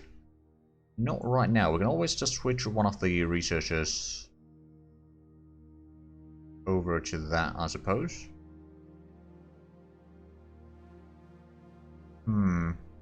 Quick look. So how much would it cost to get the next carronade? It's only 2,000 points. Not really that bad. Interestingly enough.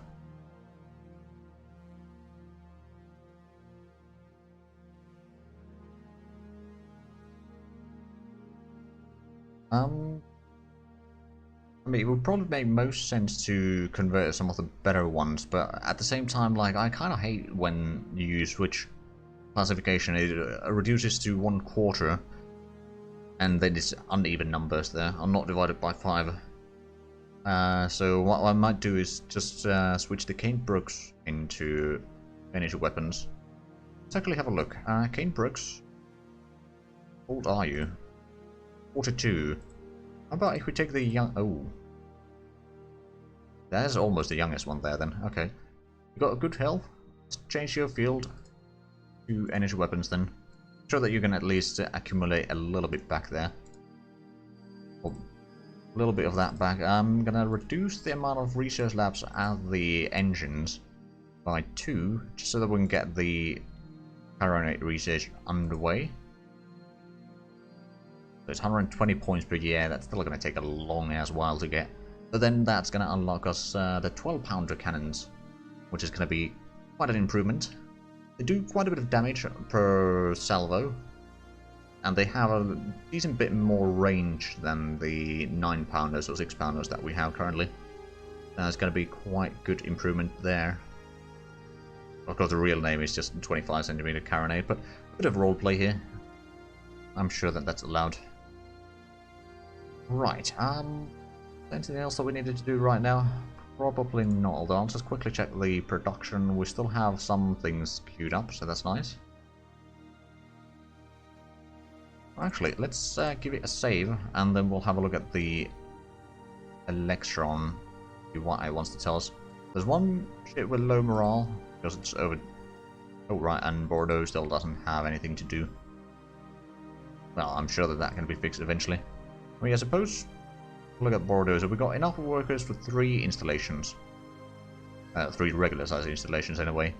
We don't have a... Do you have Corundium for mines, I suppose? So if we were to get some construction factories, we could start building the mines here, without having to transport them over. Which would then give us the Duranium and Neutronium to build more construction factories. That would probably be a relatively simple way to then kickstart the colony in Bordeaux and the some industries that there's going to be. Alright then. And construction factory completed at Orkney. Oh, right, Orkney.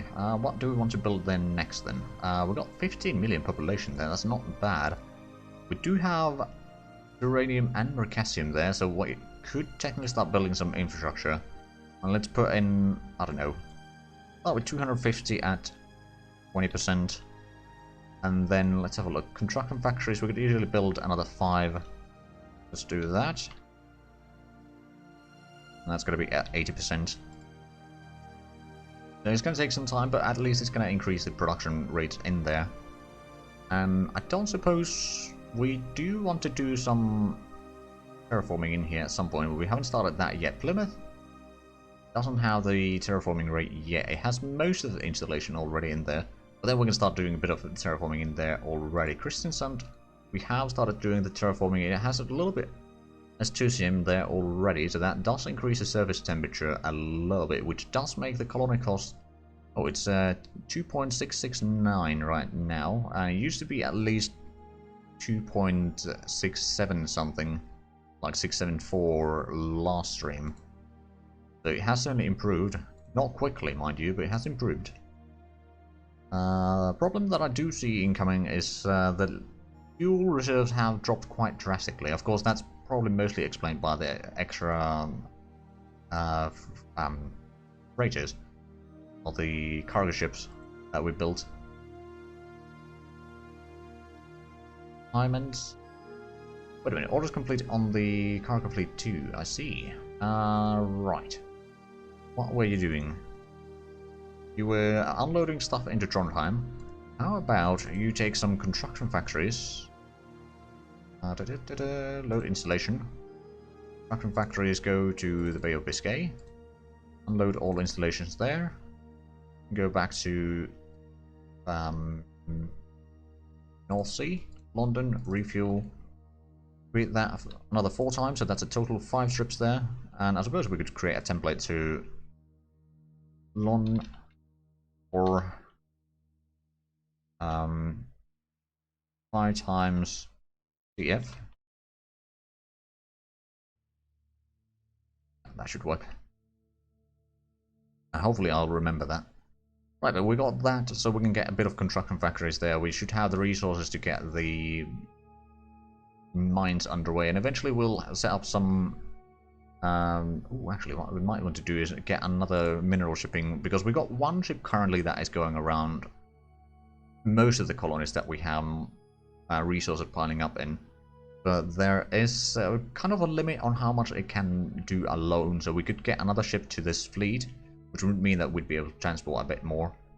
Or what we could do is just have this one go to Orkney and Trondheim. We'd have another one that goes to Plymouth and Bordeaux, and then we'd have a third one that goes to Kristiansand and beyond there.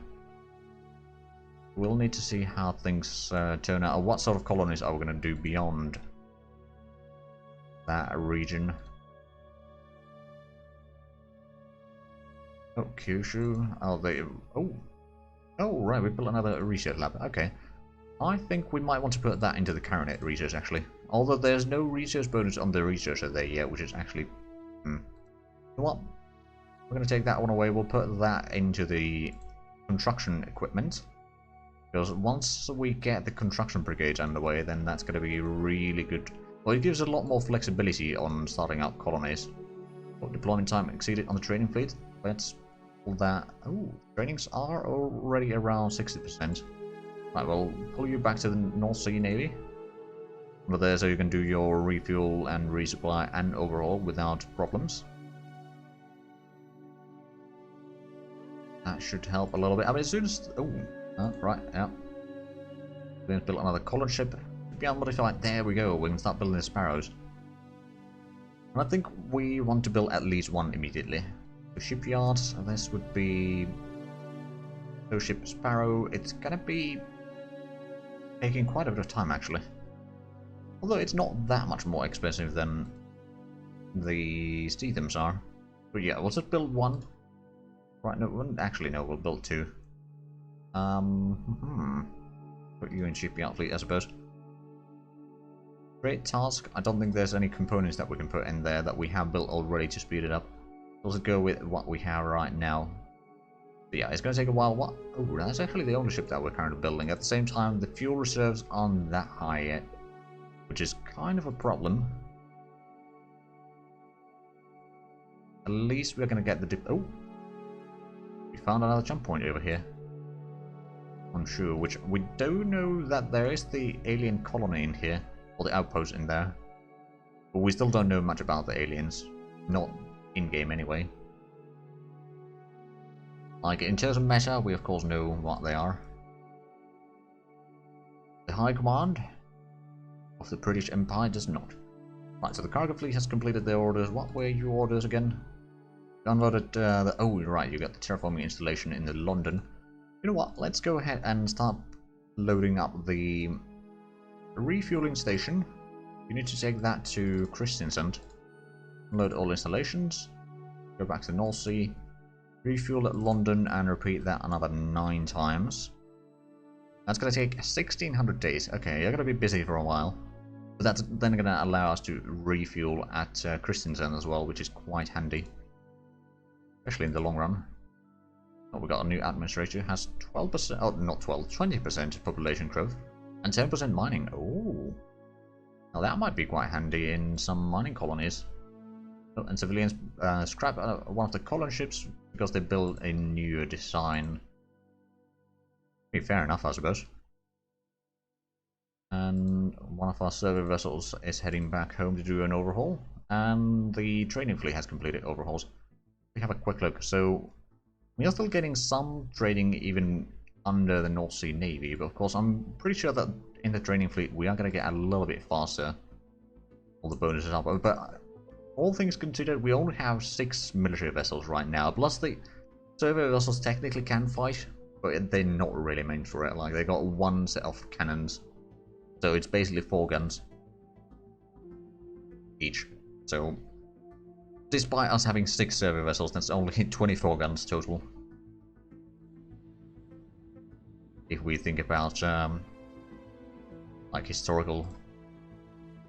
Right, cargo shuttle station completed at London. We started building more whalers. Excellent. So that's gonna be. Oh, and oh, okay. We built the fuel refineries in Christensen. We got the small mast design completed. We are gonna need the fire control upgrades, I reckon. Are we getting the speed upgrade? We are, very slowly. That's a bit of an unfortunate thing of turn of events there then. Right, first let's have a look at Christensen. What can we build there? Rather, what do we have most there? We don't have a lot of neutronium, we don't have corundium, so the options are quite limited. We don't have... I mean, can we build financial centers there? We build one. But we'll build one then. How many... Oh right, we don't actually have any there right now. I wonder, do we have enough for another terraforming installation? We do. Well, let's make one of those as well. Like, it's going to be number 4, so that's going to give us a total million terraformers. But there's quite a bit of workers in there still, so that's not really a problem. Not in the slightest. And the temperature factor has gone down a little bit because we got a bit more atmosphere in there. Excellent. We do still need to reduce the amount of oxygen there as well to make it actually breathable, but I figure that we'll first start by warming the planet up a little bit because it's still minus 74 degrees Celsius. So it is kind of... The malice from that is bigger than the fact that there's too much oxygen in the atmosphere.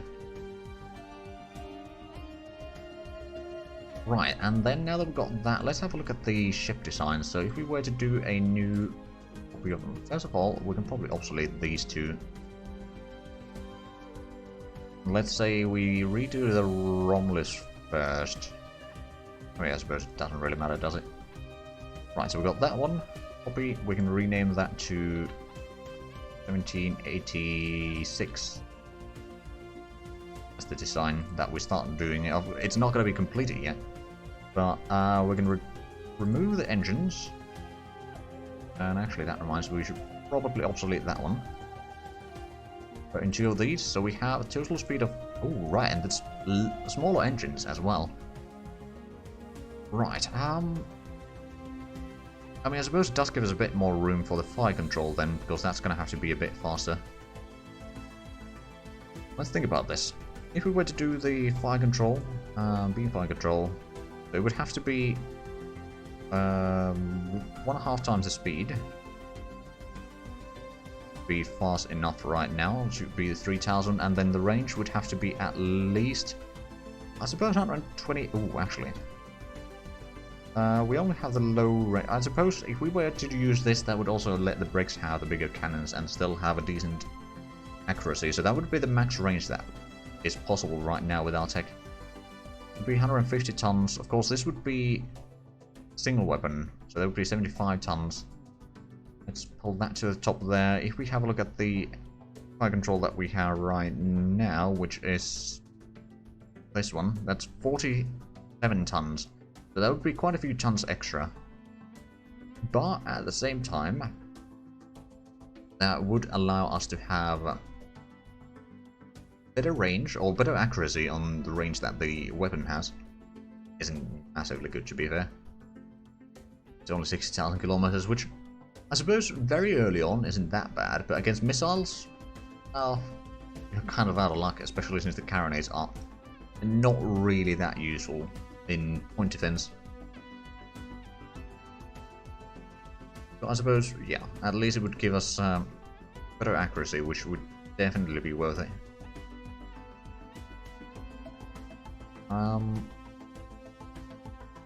I suppose if we were to make a prototype of that, we can then research that if need be.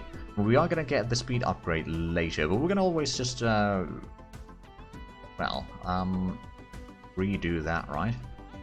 Actually open the fire control there and check the name real quick. So it would be broadside fire control. We'll put in the small in the middle there. Then these stats will be the same, and replace that with the years. That'll be 1786. And no name update, please. So if we do that, we can make that a prototype. And then the other one is going to have to be the multi-weapon without the small there. So that would be, well, it's going to be quite a bit of extra room. I don't know if that's going to be quite as doable. It's still something. So we can make that into a prototype.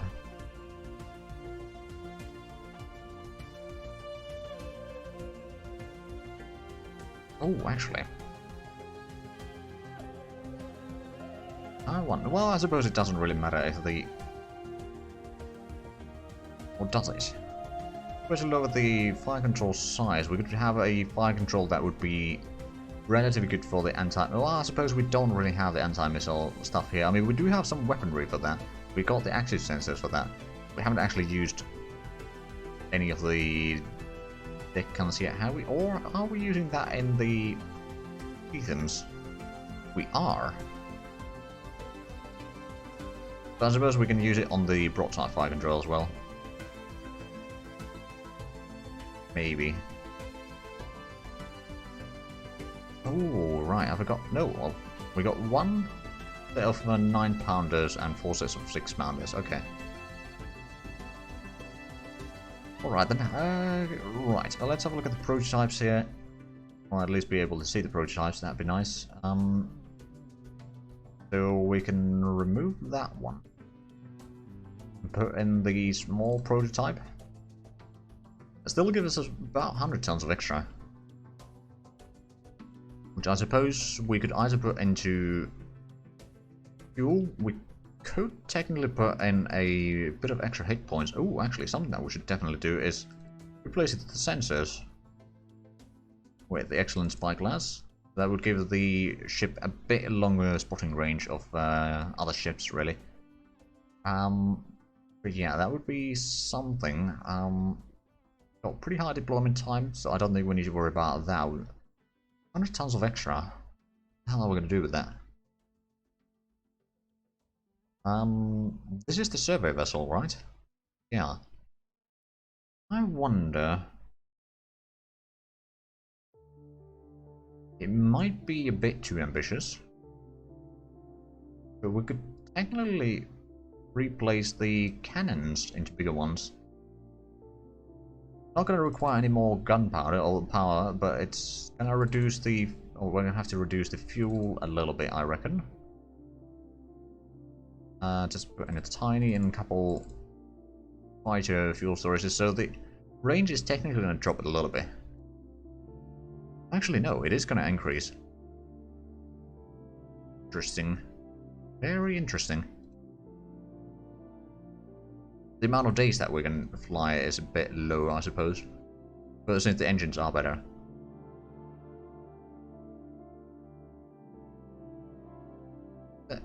Oh.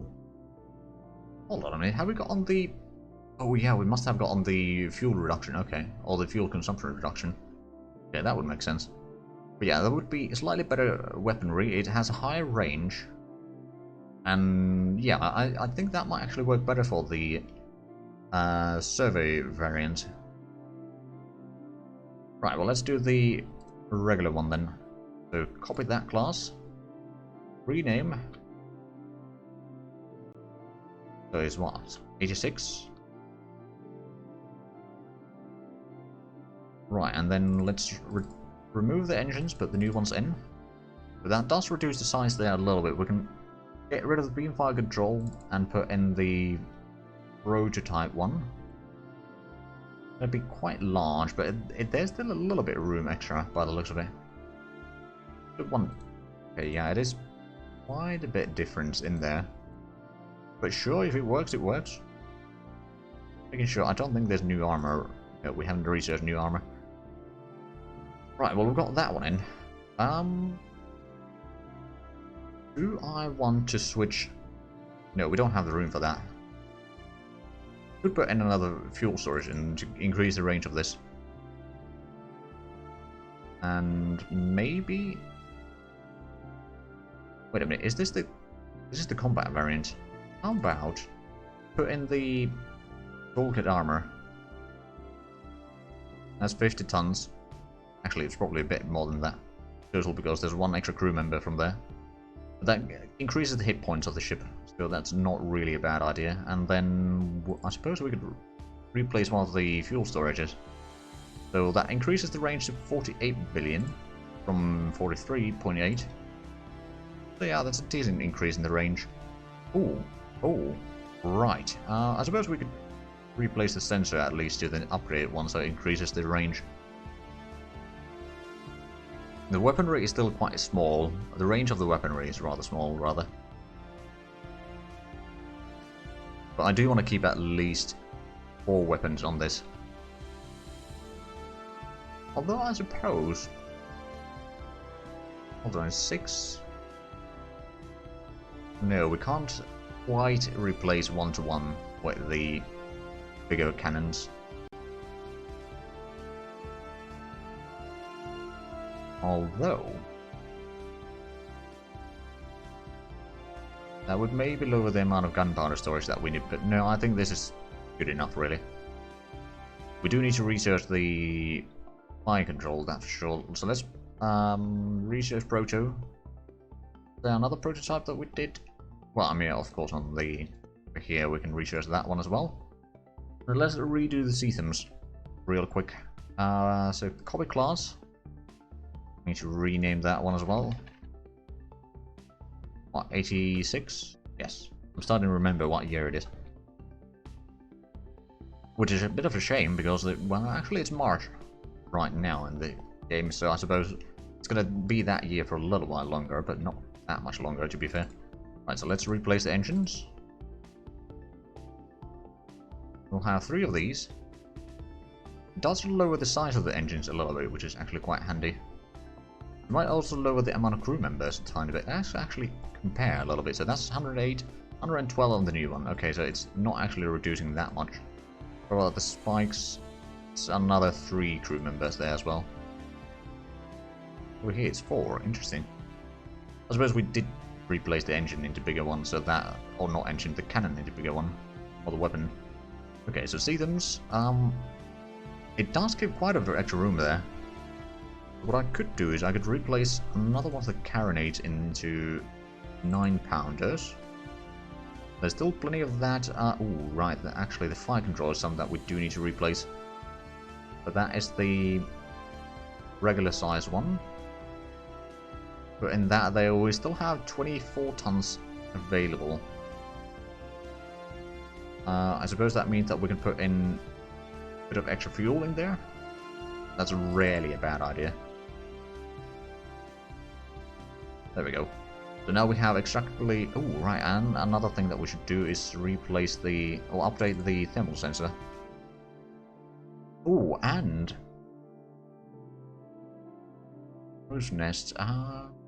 Second spotter is that... I suppose... This is the 50 tons, so we can technically replace that one.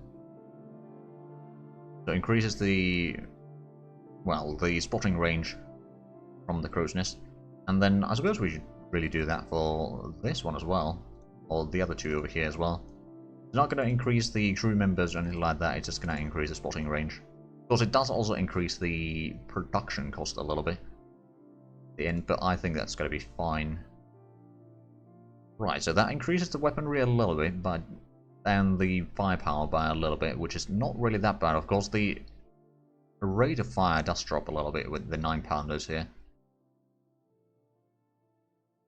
But the total amount of weaponry does go up, and the damage that we can do at the 6-pounders max range is then going to be slightly higher, I reckon. Not by much, but a little bit. Or at least it's going to be very similar. Yeah, that's probably alright. The fuel capacity in the systems is now almost 1 million liters. How much do we have in the Romuluses? Got over 1 million liters, and you got 780. Okay. Right, the Romuluses, I mean, they are the survey vessels. They should have a longer range. You got 40 billion, and you got 48 billion. Unfortunately, it doesn't match up quite that well. I guess it's not the worst thing to have on the ship. Only got one oh, actually, do we have more than one magazine? No, we got double bulkhead armor. Because you got one. No, you got two as well. Okay. Got 53 hit points, you got 72. It's going to take a little while to destroy the ship itself. Which hopefully is going to save us, but I'm not entirely sure. Actually, one thing that we should start looking into getting onto the ship's damage control, but we haven't researched that yet. But that would allow us to repair quite a bit faster if we get hit. Just something to keep in mind. Also, the maintenance lives are quite massive, to be fair. 10 years on the Spikes, 8 years on the Romuluses, and almost 10 years on the Sea-Sims. Of course, once you go into battle, that is going to reduce quite quickly. But now we got those set up. We got the fuel refiner. Oh, right, and the shipwright. Right, that's the one for the heavy frigates, right? Yes, that's now done. And the other one is currently at 2,000 tons. Okay, it still has quite a bit to go. But, oh, right, that reminds me. We did not set up the frigate mast to be researched yet, so let's go ahead and put those. We'll start with the light frigates, because it's slightly quicker to research. Then we can do that design. Relatively easy, I reckon. Right, so those are queued up. Is there anything else that we are going to get researched soon? Not really. I mean, the next one is going to be the construction equipment, by the looks of it. Which is actually going to be quite good, but at that point we'll reduce the amount of research labs in there and probably distribute it to something else in the lower half of this stuff. For example, especially if the researcher could get, or the researcher on the 25cm carronade could get the research bonus in the meanwhile, then that would be certainly something that we'll put in a bit extra effort into. So that we can get the higher caliber cannons, really, that's about it.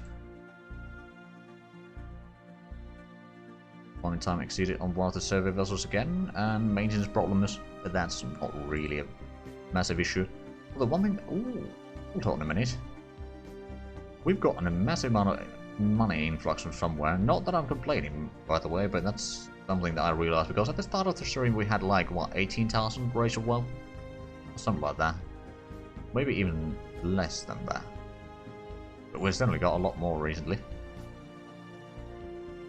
Okay, yeah, there has been an extra 1,000 in the past year. Yeah, that's actually really good. Okay, so there was something that I wanted to check, but I forgot what it was. Producing everything. That's what I can do is give it a quick save. And then let's have a look at the tool that we have here. So there's some obsolete ships, which I suppose makes sense. Oh, actually. Oh no, there's a Romulus as well. No, we do have 2 Spikes as well. Those are the old designs. Right, well, what we can do is take the shipyard in here. Romulus. So you can refit from the old Spike into the new Spike. And that should be done relatively quickly. And since we have the crew training at 100%, it should be... The retooling is not going to have effect on that, I don't think. We don't need to train them again. Or if there's a slight drop in the training, then that's not really an issue. They'll get that passively. Oh, and the ship having refit already. And the geosurvey on the Norwegian Sea Moon 21 has been completed. Okay, well, actually, we're not doing any of the surveys right now. Okay.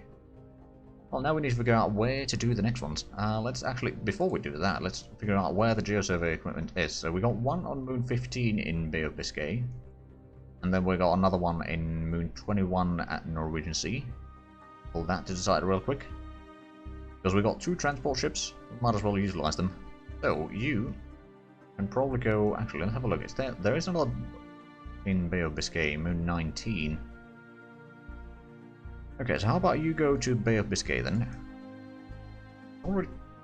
Okay, it is 250,000 in Bordeaux, that's good. So we had one in here, didn't we? You can go to the Moon 19, I suppose. Making sure that that is the right planet, it seems to be. So, unload all ground units and then head back to North Sea and refuel at London. So that's set up, and then the second one should head to the Norwegian Sea. And then it was the Moon... hold on a minute, which moon was it? 21. Load the regiment. Is there anything else in Norwegian Sea? Oh, there is. I suppose... well, most of them are quite small chance of finding anything new. I'm in Arctic Sea, actually. You know what? We'll bring that... well, no, we might as well do the... we'll complete the work in Norwegian Sea with the surveys. Just unload all troops from there. And then go to North Sea and refuel. There we go. And then, because there's not really that much that we need to do regards to the ground unit, is there? Got a militia battalion in Trondheim as well. Excellent. I mean, we did transport that over there some time ago now. We put it on the jump point in Honshu. Do quite a few in here. Where is the Honshu exactly? Right, it's from...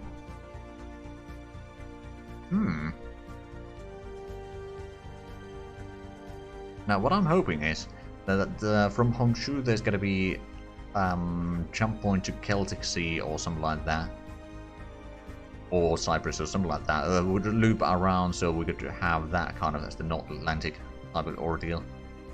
We'll see. We'll see. But there are certainly quite a few jump points in here. Oh, and we got another whaler completed. Well, not going to start transporting that over. Oh, ran out of corundium deposits in London. How much corundium do we have left? Okay, still a bit shy of 9,000 tons. Not massively, but enough to keep on building ships at least for a while. Not to mention we should be getting some from some corundium shipments from the other colonies. So another thing to keep in mind is the thorium is going to go a bit low by the looks of it. Yeah, we're getting some whalers. I mean, that's good. We do need them. Now, the next question is, when was the Diplo ship going to be completed? That was May 88, so there's another 2 years. Then we can send that to Honshu. Oh, speaking of Honshu, one of the moons here has pretty darn good resources. Well, look at that. It is a large moon. Oh yeah, there's a lot of uranium, chromite, titanium, boronite, and not a lot of mercasium, but still pretty good accessibility. So this is definitely something that we want to mine. I'm not going to put in a colony there yet, though, because I kind of want to, before I do that, I want to name the system, or rename the system, so I don't need to then rename the colonies immediately. I mean, I will probably give each bigger colony appropriate name later, but right now I just kind of empty work, really. Right, I suppose that's not really a way to say it, but I did say it anyway. Right, but we got the commercial mast now designed, so let's go ahead and redesign our commercial ship, shall we? First, what we can do is we can start with the hauler. Copy class. Rename this into what it's now. It's still 86 still. We'll do that, and we can obsolete the old commercial mast. So let's get rid of that one, then put in new ones instead. So we got, okay, 1200 kilometers per second. That's not a bad speed, and the range is 99 billion. Compared to the old one, it's Okay, it is actually quite a bit extra. I don't mind that. I mean, it's probably just the fact that we got the bit of fuel efficiency before we got the engines researched, but that helps a long way.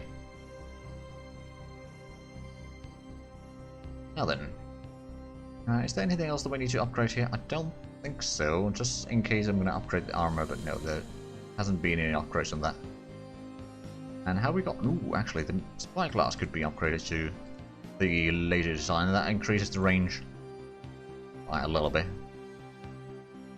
It's extra 20%. Is that 20%? It's not really 20%. It's the 20% extra surface area covered by that, but it's not enough, or it's not quite as large for the range. But yeah, I'd say that's a decent upgrade.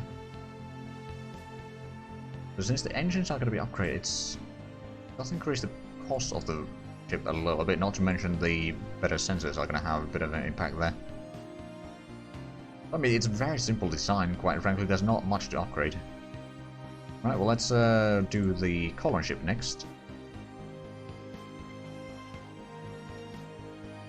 So, settler, 1786, not 1986.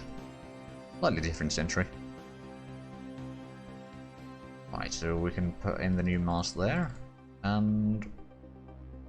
Oh, right, the spyglass upgrade. And that's it. And then Dolphin.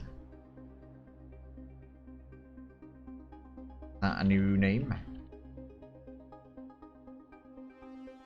Over here, is there... actually, we haven't gotten the refueling system upgrades yet. That's something that we should definitely get at some point, though. So let's go ahead and switch the engines first. So if it has a full fuel capacity, which it usually is not going to have, but it would have 652 billion kilometers. That's not bad. It's not bad at all. Making sure, okay, we got the correct armor there. We've quite a few cargo shuttle bays, but that's actually good because the maintenance supply points are transported really slowly otherwise. But yes, we got that. The refueling does take 80 hours, more or less. Actually, technically, how much was the reserve? It's 500,000? Okay, 500,000, so that would be 10 hours less in reality. So 71 hours. Okay, but that's still quite large. Right, well, we got that sorted out, then just upgrade the trooper. Then we'll just need to retool the shipyards, but that's not really a problem. It's a time-consuming thing, but it's not really a difficult thing to do. And of course, it's going to take some resources as well. Right, so we've got those, then the spyglass. Apparently this one had the stand-up spyglass, which does have a bit longer range. I suppose the trooper is going to go into dangerous locations from time to time, so it does make sense that it has a bit better sensor capacity. Yeah, that's about it really, so we can obsolete these, I reckon. Shouldn't really be a problem. Other than the fact that the game is going to complain about, hey, you got, well, not technically the game, but the tool that we're using to keep track of things. So they'll start complaining about, hey, you got obsolete ships, you should probably fix this. Right, so, the settler, this one needs to be retooled to the new settler. 86, it's going to be done in September, that's actually not too long time, considering that it's already end of June, not June, July. Create that, and then the Dolphin needs to be retooled into Dolphin 1786. There we go. That's going to be done in November. Okay, so there's a bit longer time there, but that's fine. Wait, so suppose the Dolphin might actually be a slightly more expensive ship overall. Oh, wow. Okay. So even without retooling, we can already build the new Dolphins and haulers. Interesting. So the same case over here, I do wonder. And the other one. No. We can build the new settlers, but not the new... Okay. Cargo ships. Oh well, I mean, it's not going to take that long to retool that anyway. Right. Let's get on going again. We had quite a... Oh, and we got another whaler. Excellent. Once we got 5 of them, I'll start transporting... Oh, we completed the infrastructure in London. I think something that we should start building a bit more right now is a bit more components. I think what we're going to start doing is we are going to start building the latest small mast. We'll build, I don't know, 25 maybe? Well, you know what? We'll build 30 at 20%. It's not going to be extremely expensive, but it is going to take some time. Well, I say some time, but it's going to be done in 2 years, all 30 of them. But that's then going to allow us to build or upgrade ships slightly faster. Honestly, it's going to be handy. Oh, and the training fleets need to go, which they're okay, over 90% on the smaller ships there. On the training. Also, are you being retooled yet? Oh no, you were retooled already. Good. And training is still max. Frigate is still max. That's good. Right, well, let's keep on going. Oh, alright, yeah, that's the training fleet. Started doing the overhaul, and oh, settler has been retooled. Let's have a quick look just to make sure that this can now build the haulers. Yes, it can. I suppose once we have a cargo fleet that is not doing anything, or has done their orders, we can retool them real quick. I mean, it's not going to be that massive, other than the engines, but it's going to increase the speed quite nicely, which is then going to allow us to transport things, or more things, faster. Or at least the existing things faster. Okay, so that's another planet which does have quite a large quantities of resources. Accessibility is on that great. It's like, what, 1.2 total? So not that massive, but could be a lot worse. I mean, it could have nothing. Okay, Romos 2 completed overhaul, good. Have a look. So there's still 3 places that we are going to be surveying, but it's mostly Honshu right now that we're surveying by the looks of it. I suppose that is kind of the closest one, isn't it? Yeah, it is. Okay. Well, I suppose that makes sense then. Do the most surveying there without having to turn back. Civilians constructing another colony ship. Okay, and another whaler has been completed. And the shipyard for dolphins has been retooled. Excellent. Well, that reminds me, do we have a dolphin sitting around there? I think we do. Let's go ahead and refit Dolphin 1. It'll be done in November, not November, February. Not too bad. Great, that task then. And then of course we can build the updated haulers and troopers, so that's quite nice. Time exceeded on one of the survey vessels. Okay. Oh, hello. We got the financial centers completed at Christiansand, and we started another terraforming installation. And that might actually be part of the reason why we have a bit more money right now. We're actually gaining quite a bit. Oh, and survey potential, good survey potential, in fact. What is that total? That's 0.8 right now. Accessibility. Oh wow. The total amount of hold on a minute. That's 90 million, 100 million, 60.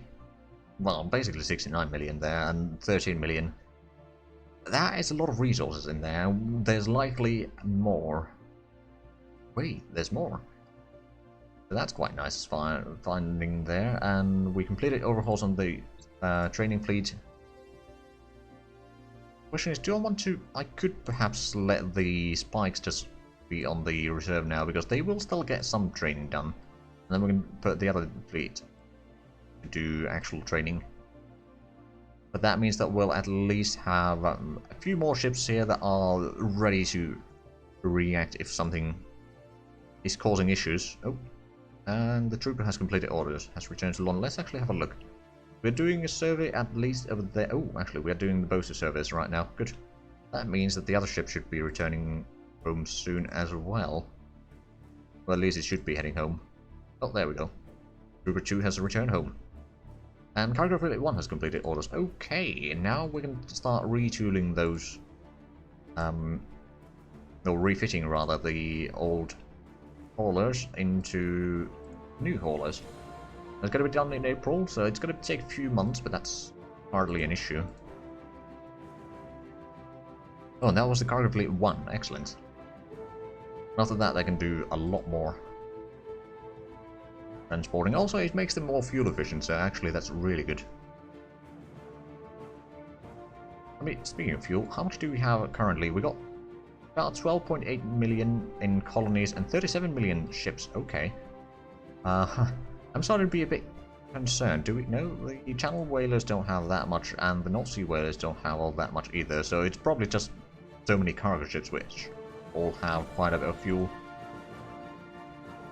which is causing it right now, I suppose. Yeah, I was slightly surprised by that. I mean, just making sure these don't have fuel. Nope, they don't. Good. And another whaler has been constructed. Excellent. Oh, jump point detected and shoe. Ooh, that's quite close to the innermost star there. Well, not the innermost, but the third star in the system there. And that we enter right near the, well, the second and fourth star in there. Quite interesting. Under promoted, more experience, excellent. Oh, and the Dolphin has been refit. I suppose we can start refitting the transports then. Let's start with that, shall we? Refit from Trooper to the better Trooper. That's going to be down in... Actually, we can probably just do auto refit from Trooper to the better Trooper, so it will start immediately working on the second one. Which should certainly help. At least a little bit less micro for us. And Cargo Fleet 3 has completed orders. Well, let's have a look. What were they doing previously? 3, you were transporting... Alright, you were transporting the... Oh! Automated mines into Bay of Biscay. Nice. Was that according to the plan or not? It may have been. Oh yeah, it was according to the plan. Right, we have gotten the construction factories here as well. Right, so what we should definitely do is then get some mines underway. Not by building 5 of them. The construction speed over here is quite small, to be fair. You know what we could do is just do another trip of construction factories in there. On the other hand, it doesn't have the manpower there yet. Okay, how about we load up some infrastructure? Got quite a bit in there, then we can take that into Bay of Biscay and all the way into Bordeaux, unload everything. Then go back to North Sea. Eventually we'll need to start picking up some resources from Bordeaux as well, but right now we'll just let that accumulate there for the time being. Not really that... Oh, well, yeah, London refuel, then we'll repeat this 9 times, so we'll get a total of 100 extra infrastructure in there. That should at least keep the fleet busy for the time being. Oh, more minerals. Ooh, that's quite a resource there as well. Have a look. Let's see. Hold on. It was C2. Okay, yeah, that's half a trillion tons, more or less. To be fair, that's quite a large planet anyway, and it has too high gravity for us to actually inhabit that. Plus, it has 111 bars of pressure there, so that's quite a bit. That is certainly quite a bit. Okay, yeah. So we might want to set up an auto mine there, or for you. I mean, the total accessibilities aren't actually that great. Do we have? Hold on, there's 3, 6. Oh, it does have all the resources in there. Interesting. So that's gonna be really good for a mine. Auto-mining mine at that. The question is, ooh, actually, is this... Right, this one needs a tiny bit more oxygen. So it would be breathable. And it's gonna have to be a lot warmer. It does have enough hydrosphere to be colonizable. So that is... And it can have quite a large population there. 5.7 billion right now. Then, of course, if need be, we can just start building some space stations with some extra capacity. Yeah, that's actually quite good.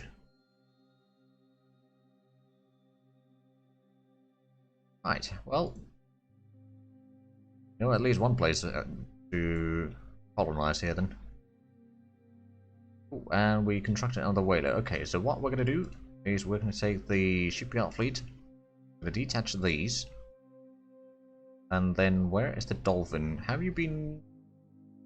Yes, you have been refitted. What you can do is you can take... Where do we want to take them?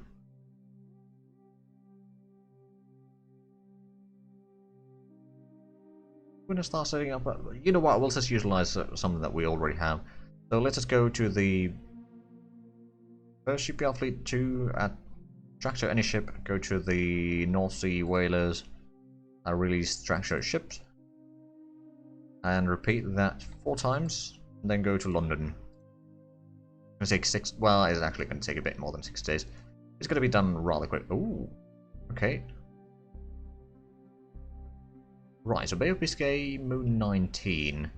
We found about 5 million tons of Vendorite and 1.2 million tons of Uridium. So that survey has been completed. So Moon 19. Okay, yeah. Not too bad. I mean, uranium is a bit small there, but 0.3 accessibility. Not great, not terrible, I suppose. Because Vendorite is actually a mineral that we're not mining there yet. And okay, we are getting Uridium actually. Quite a bit in here. Right, but let's have a look. Is there still places over there that we need to survey in Bay of Biscay? There's A8 Moon 11. It's only minimal chance of finding anything. Do we have the trooper? You are... No, it's this one that's currently being worked on. I think I'll wait for that one to be completed, so that this one can be immediately retooled. So we'll have to wait for a little bit for that to be completed, I reckon. Then we can transport the team over. The Dolphin has completed orders. Oh, and that's the first of the haulers refitted. Excellent. Right, so I guess the next question is, what do we want them to do? The Cargo Fleet 1, it does have a decent speed, that's for sure. Well, decent-ish speed, let's just put it that way. Of course, the cargo capacity of each ship isn't that great, so that's kind of a balancing issue, or something to balance for my own fleet. Right, so where do we need most? I mean, I suppose Plymouth could use a little bit more resources, or maybe mines. We're going to be building more mines here, to be fair. We would always transport more. I mean, how much automated mines do we have in London? We've got 30 in there.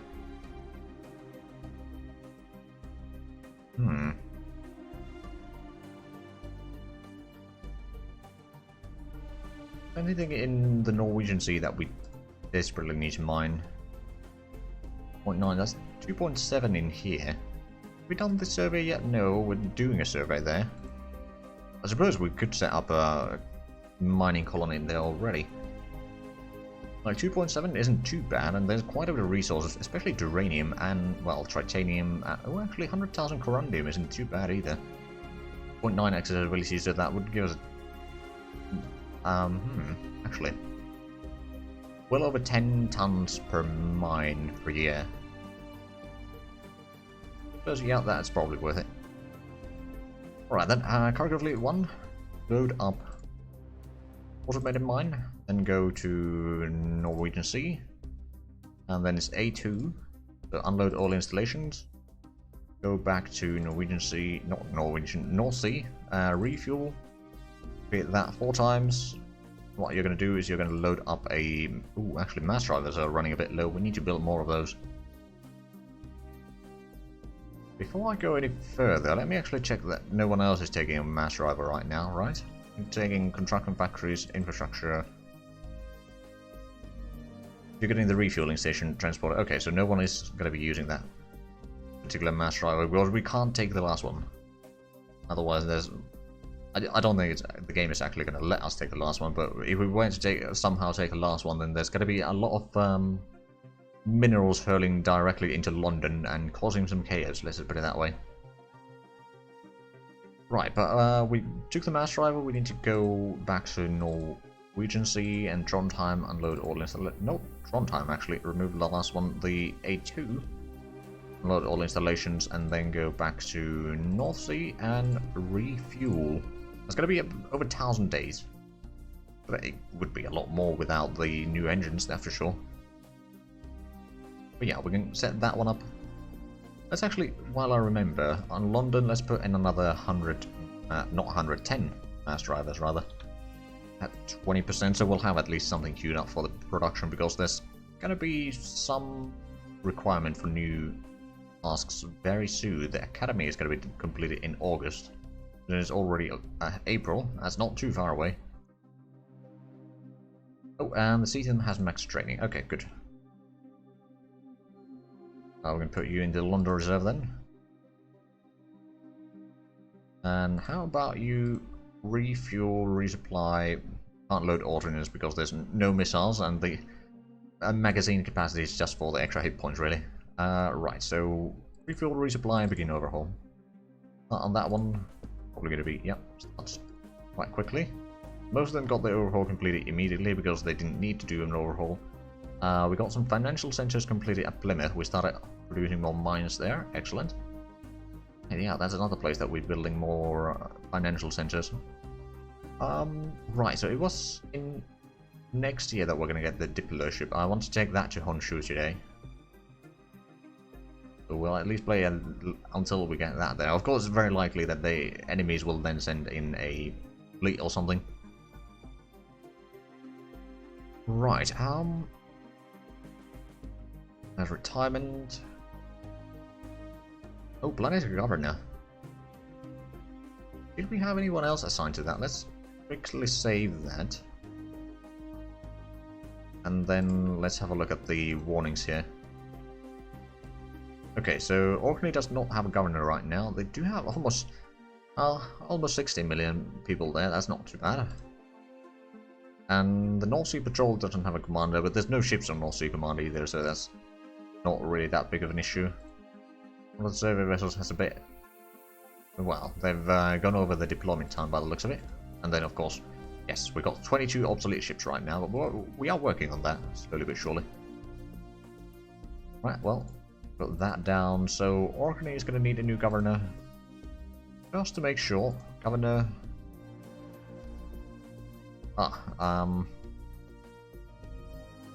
Okay, well, how about we put in production first, then mining. Put in the population growth. There we go, that's a little bit better. Oh, wow.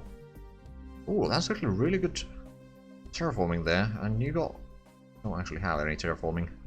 I should really switch this around. Terraforming first, then population growth. Or maybe even production after that. There we go, so we got someone with a bit more terraforming. That's going to speed up the... Well, the terraforming, really. Okay, the temperature factor has gone down a little bit again, so that means that slowly but surely we can have a bit bigger population even without building any new infrastructure. Although the population itself is going to be producing some extra on a yearly basis. How much do they produce actually? 25 per year. That's not a lot, to be fair. That's not a lot. Like, it's enough for about 100,000 extra people, so the population growth in Kristiansand, for example, is going to be fairly slow, but as soon as we get a bit more done on the terraforming, which, okay, it has picked up some more speed, and especially once we get the installation done. That reminds me, we don't have a lot of mines in here. We really need to bring in more mines to Kristiansand, that's for sure.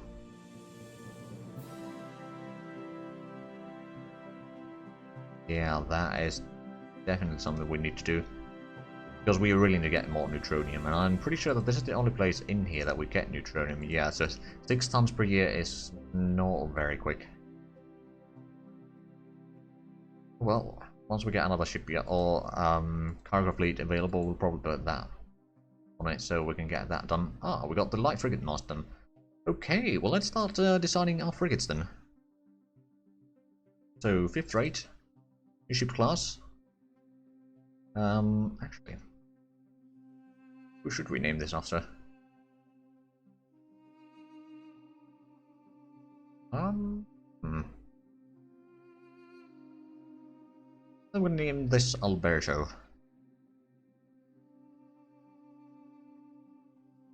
I will put in the year already in there, so that would be what? 1787.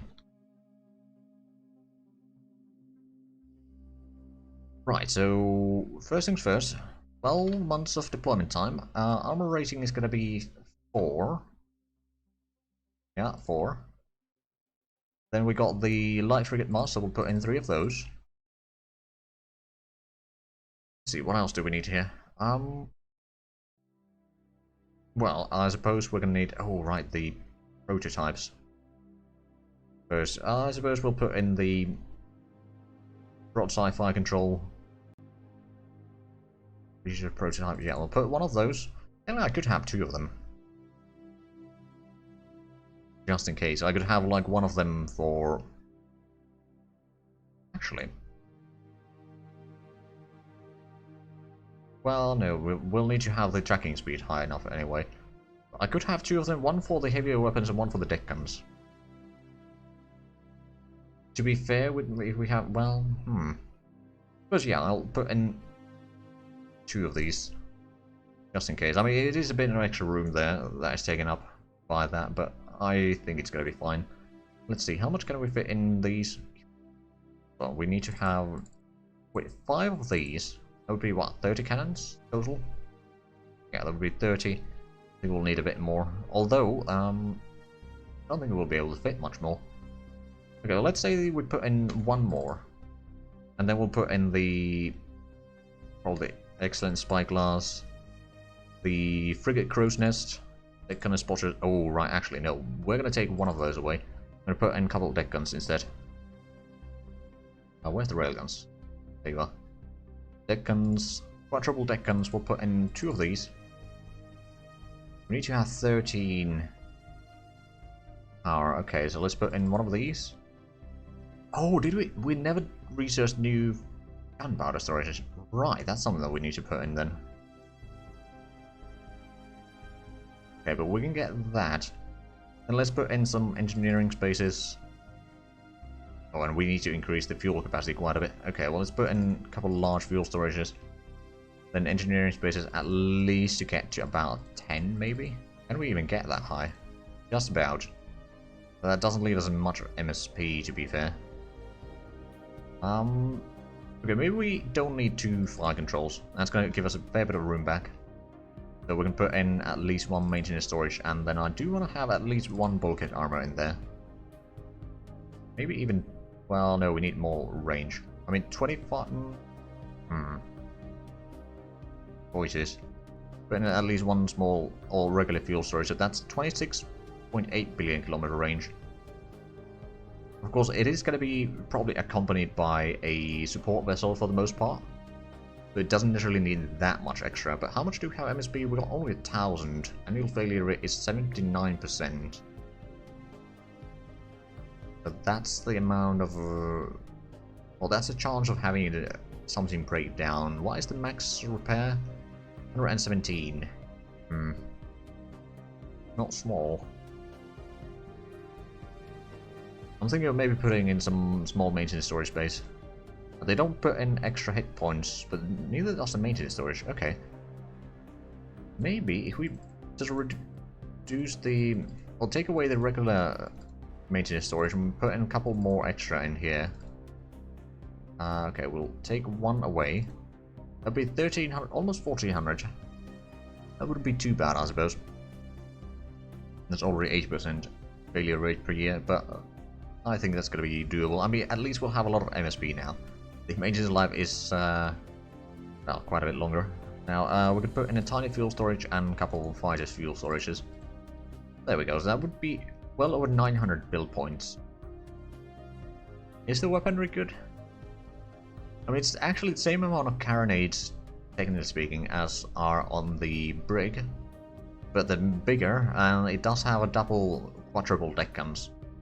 So it can do a fair bit of damage on close quarters, at least.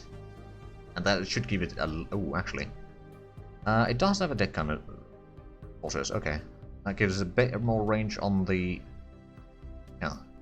Okay, almost 500,000 kilometers range of spotting the enemy missiles. Question is that going to be enough to get some bonuses on the... I don't know. Oh crap, I just realized something. I don't think we can build this ship.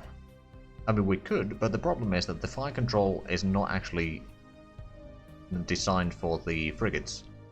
Once we get the speed upgrade, that should be a lot easier. That's going to save a decent bit of room, and not to mention we can probably replace the gunpowder storage, right? Those are 1731 designs, so we should definitely redo those. Right, well, let's design tech. Let's go for power plants. And is that level bed? Right, those must be improved water. Whatever it was. Improved pressure at water reactor, okay. Right, so let's put no name update. And this is going to be gunpowder storage 1787. First we'll put in the rate. So this is first one's probably going to be rate 2, just in case. But this can actually be fairly small then. Okay, 30. There's a small difference there. We'll go with the smaller one. Right, so gunpowder storage R2. Yeah, so we'll create that one. Go for R5 or R5. So we need to go a bit bigger. I'm sure that is still going to save us a bit of room. So we can create that one. Let's actually have a look. So that's 68 tons. How much is it on the previous design? 80 tons. So that is 12 tons saved with just that. The rate 5, and then I did create that one, I think. Before I go forward, let's actually pull that to the side. Pull that to the side. Bear with me. I just want to make sure that I have the thing designed here. I do. Okay, good. Oh no, the event stream. That's not what I wanted to bring in here. And then the project. There's a lot of screens, so it's sometimes get a bit difficult to manage everything.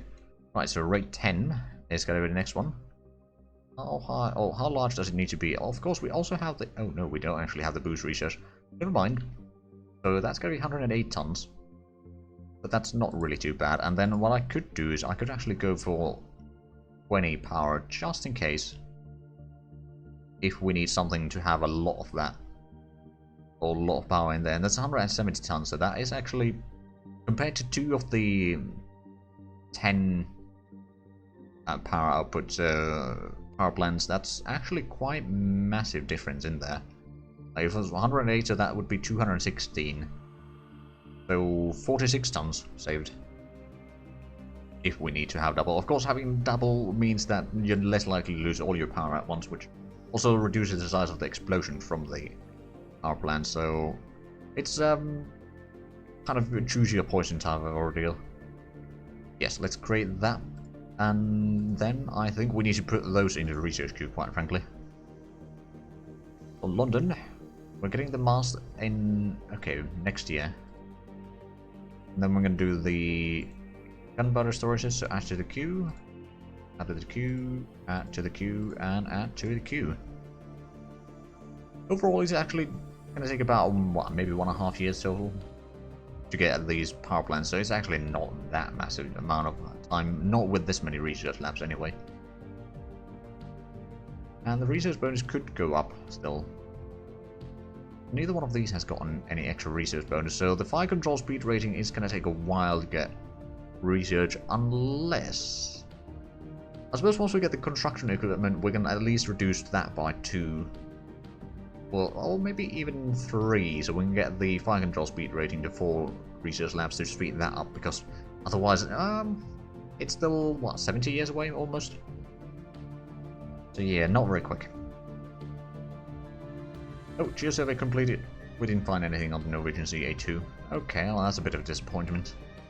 How far did the transport get? Oh no, you're still the old designing. Okay, so we didn't actually transport that away from there. Not yet, anyway. But it must have been there for a while. Ship refit. There we go. The troop transport ship has been done, and yeah. So the Trooper 2 now start transporting stuff. So I suppose what we can do is actually one moment. So we got Norwegian Sea A6 Moon 10. Probably the next one then. For that. So let's take you to Norwegian Sea. 2 load Crown unit, Geosurvey Regiment. So, hold on a minute. 6 Moon 10. Unload all ground units from there, and then you can go back to North Sea, London, and refuel. And if the other one hasn't been refitted by then you can go and move the other battalion away. Or regiment, rather. We got another whaler. That's good.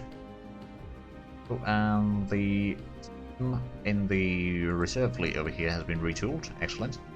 Now, at some point, we are going to have to retool all of these again. Which reminds me, we are still, what, 9 months maybe, away from the Diplo ship. Oh, and cargo fleet 2 completed orders. Right, so I did say that I wanted to get some more mines into the Christiansand? I believe so. On the other hand, I could retool these now. I'll retool those. It's going to delay some of the transporting, but at the same time, it is going to be much more beneficial for us in the long run. Refit, hauler, into hauler. Luckily we got 5 slipways there, so we can work on 5 ships at once over there. It's like I designed it that way. Okay, deployment time on one of the survey vessels has been exceeded, and we got another military academy at London. That's good, because that's going to give us 20 graduates per year now. Which means that we're more likely to get some more research, as well as just officers. It should certainly help. And then we started on the mass drivers, which is actually really nice. Because that allows us to set up more mining colonies, really. Oh, and we got another whaler. Okay, so those are actually quite quickly completed, because we use regular industry on making those. Does help. Oh, Crown Officer refit on the Trooper. Ah, good. So where's the other ship? So all the regiments of Bay of Biscay. Is there anything to survey in Biscay now? Yes, there's the A8 Moon 11 by the looks of it. Right, so where's the Trooper 1? Go to Bay of Biscay. And where do we have the troops again?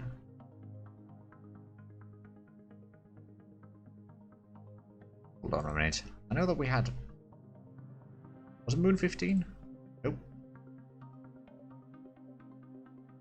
Oh, there you are. Moon 19. Right, so Moon 10... That's 7? Oh. Wait, no, hold on a minute. No, A11. Okay. Unload all ground units and then go back to London. Refuel. That's going to take a half a year. Could be a lot worse. Oh, civilians constructed another freighter. I'm actually a bit curious. How much do we have tonnage on the civilian shipping? It says commercial tonnage 324,000, but I'm pretty sure that that factors in the our own cargo ships.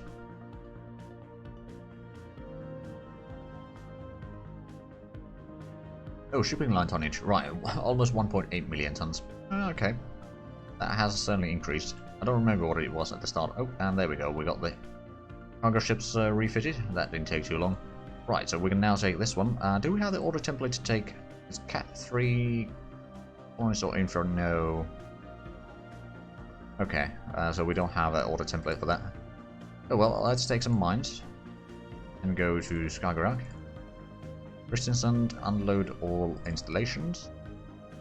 Go back to North Sea, refuel, and repeat that at least 4 times. There we go, so that's 630 days. Could be a lot worse. Another overhaul completed on actually 2 of the survey vessels. Right then, and another whaler completed. We're going to run a bit low on that particular production soon. Another Trooper completed orders, excellent. So we should have at least... Yeah, that's being surveyed right now, and is this one... Oh, I don't actually know. Well... Sure that the transport is on its way at least. Oh right, yeah, that was the Norwegian Sea, but the Bay of Biscay has we just sent it off not that long ago. I'm sure that that will get sorted out soon. Not quite yet, although actually, no, it might be. Yeah, it is. Good. New science is a power propulsion. That's good. That's 5% research boost already. Another whaler, so the next one is going to be the last one. Do we have anything in the production queue? No, not really. I guess the biggest question is, do we need to have something in there? And the answer is, of course, yes. The question is, what? I suppose we could get naval headquarters there. I mean, we already got level 2, but we could always have a bit larger. It means that the bonuses from our admin commands reach a bit further away. Overhaul completed. Retirement. Oh, we got another research lab. Okay, I'm going to put that into the fire control rating. We need to speed that up a little bit. Also, it would be nice if the researchers would get a bit of promotions there. Or better bonus, but oh well, you can't have everything. Besides, oh, defensive systems. Oh. Tempting. We could get the better armor, that would give us a bit more room in our ships.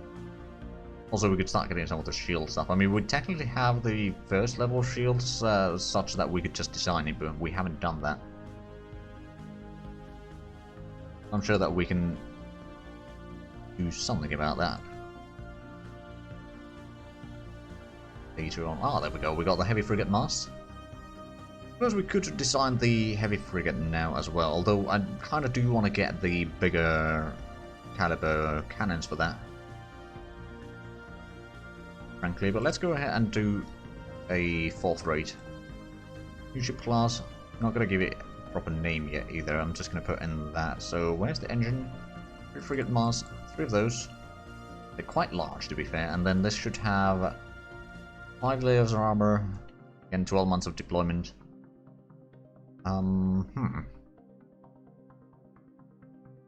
Definitely excellent spy class for the max spotting range. Troop transport. Well, we don't have the boarding troop transport base, so probably not, because otherwise it would be kind of pointless. Right. Oh, actually, something that Alberto does not have is the chart cabinet. There we go. Still the correct size, at least. Right, so what else do we need? Probably the deck cannon spotter, frigate crow's nest. We're going to have to get the better fire controls. Let's put the prototypes visible. So we'll put in that one at least there. Then what else? We can go up to 250 hull size. We're currently at 147. Basically 12,500 tons. Is the intended size for the ship. Let's get the chart cabinet immediately so we don't forget that.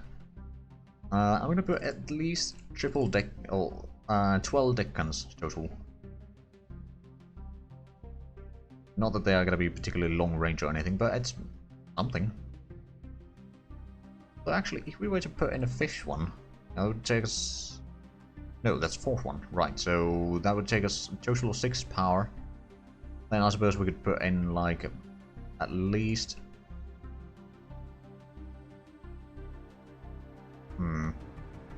16 is probably more or less enough. Or, if we take away one of the deck guns now, we'd be able to cover all of the power requirement with a rate 10 and a rate 5. Power plants, and then at this stage we definitely need to put in the bulkhead armors and a lot of fuel. We'll probably go with a total of 4 large fuel storages to get started. I mean, it's not going to be a massive range on these, not without the support vessels. Then we'll probably go for at least 12 engineering spaces, maybe more. At least a good start. Probably put in some maintenance storage base. We've got a decent bit of extra room here still. I will put in 2 of these at 1700 MSP. Into life isn't too bad. I think we're going to have to put in more engineering spaces though. 13. If we go for 15, that's going to give us about 80% annual failure rate, I think. Which is probably decent enough. Was there something else that we need here? We got the actual sensors for both anti-missiles and anti-ship. We got the thermal sensors. We got the engines. We got the power plants. We got the weaponry. We got one fire control. I suppose for this one we could have 2 of them. Of course, those fire controls are not the final ones.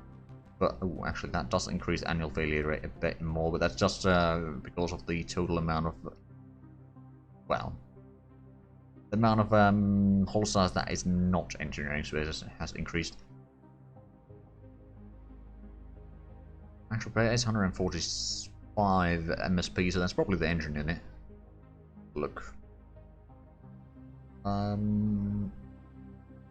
Yes, it is. I wonder, can we put in more weapons? I suppose... I'm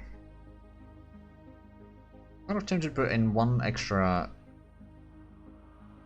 Let's say we take away that one. And an extra 10 there. We could put in a extra deck gun. Oh, but that takes us a bit too high cost. Also, it's only 25.6 billion kilometers. How much is the 5th rate? That's 26. It's not a massive difference. I suppose we can maybe reduce one engineering space. It's still going to be quite high there. And then use one of the maintenance storage base and replace it with 5 smaller ones. So that's, well, 4 smaller ones. Or maybe put in a tiny fuel storage or something like that. Just to give it a tiny bit of extra range. I suppose I could reduce that as well and put in another small fuel storage. There we go. So that's 26.2, 26.8. I think that's good enough. The heavier frigate is slightly lower. Of course, yeah, the fire controls are still something that needs to be redone. But that's, what, oh, right. I haven't named this. It's not the final design, but it's certainly a good enough base to start from. So, how much do we have weaponry in here? That's only 39 powder cannons plus 16 deck guns. Maybe I could reduce the deck gun size a little bit, or something. Of course, the power plants are going to be a lot smaller. How much is the regular R10 right now? So that's going to be about 19 tons saved per cannon powder storage. Or if we go for the 20 raid, which of course it does make the frigate a bit more prone for accidents, so to speak. Or if the enemy gets a lucky hit, then we can't fire, which is definitely a problem.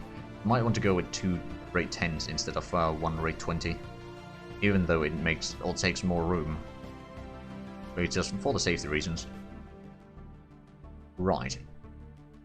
So that's going to give us a little bit extra room, which means that we can probably put in either a bit more extra range for the ship, or depending on how large the fire controls are going to be.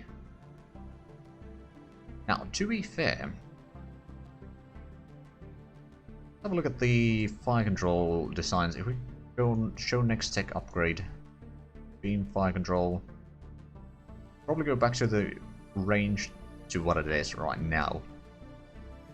But if we want to increase the speed,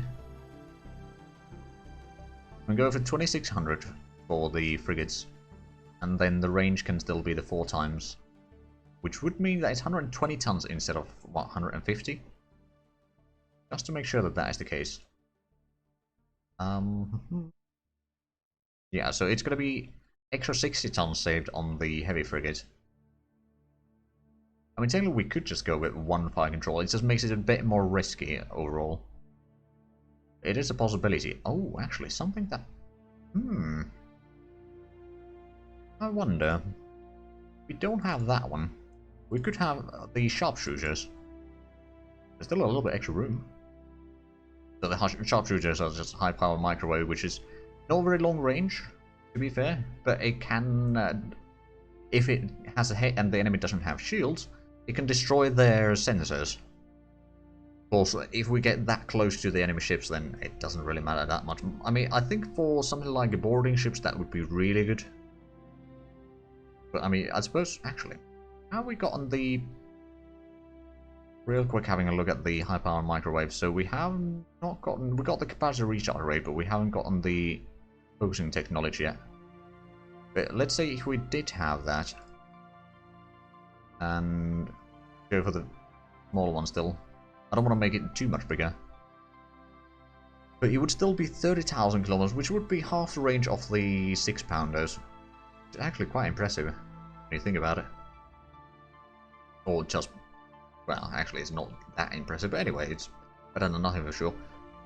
So that might be a bit better range. I mean, at that range, the 6-pounders will be doing at least 1, maybe 2 damage. Well, we need to be below the 30,000, so yeah, it's probably going to be doing 2 damage of the max 6 that they can do. And the 9-pounders are probably going to be doing about 3 damage, maybe 4 per hit. Actually, well, somewhere between 2 and 4, let's just say. So that would mean that, yeah, the heavy frigates, if we had the sharpshooters in there, that might be a nice little ace in the sleeve, to be fair. Or ace up the sleeve, rather. Yeah, yeah, I think we're going to put in the sharpshooters in there, just for the heck of it. And I suppose we can put in a bit more fuel. There we go. So that's 26.4 billion now. Still not quite as long range as the light frigates, but better than nothing. Definitely better than nothing. Right, well, let's keep on going then. Orders complete on Trooper 1. Arrive at London. I don't think we have anything else for them to do right now. Oh, and we completed the whaler production. And started on the naval headquarters at London. Oh! We got the construction equipment. Excellent. So now we can get to design our construction unit. Gonna have to be medium vehicle, construction equipment, and construction equipment. Void combat, and this is gonna be construction team 1988. We can create that one. It's gonna cost almost 600 points in development, so it's gonna take quite a while to research. But that is gonna give them fun. Yeah, I suppose we can create that one. We think about it real quick, so it's 318 tons per team. Each one of them gives 0.1 construction factory equivalent. One moment. 5,000 divided by 318. 218, 318. So we can fit in 15 of these.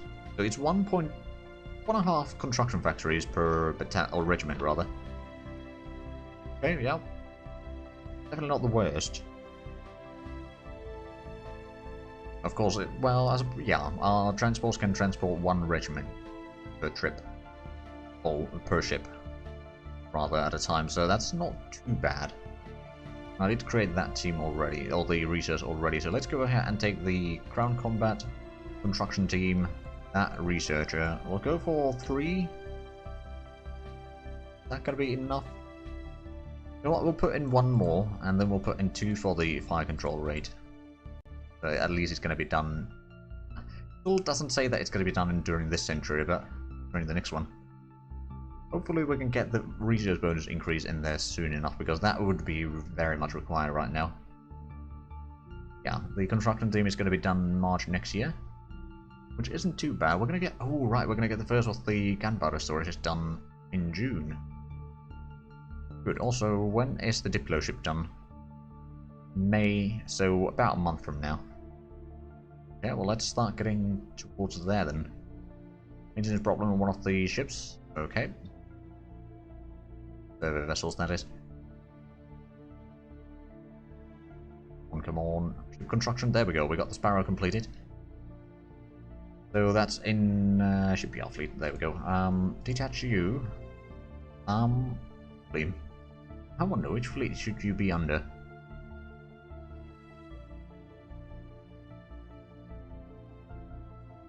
Plus I'll put you under the patrol for the time being anyway. Not that it really matters that much. I'm gonna send you to...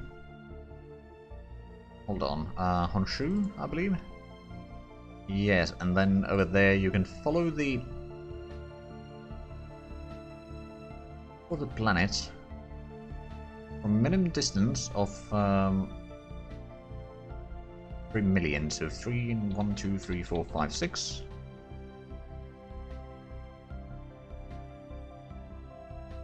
Yeah, okay, so we're gonna be there in 69 days. Nice.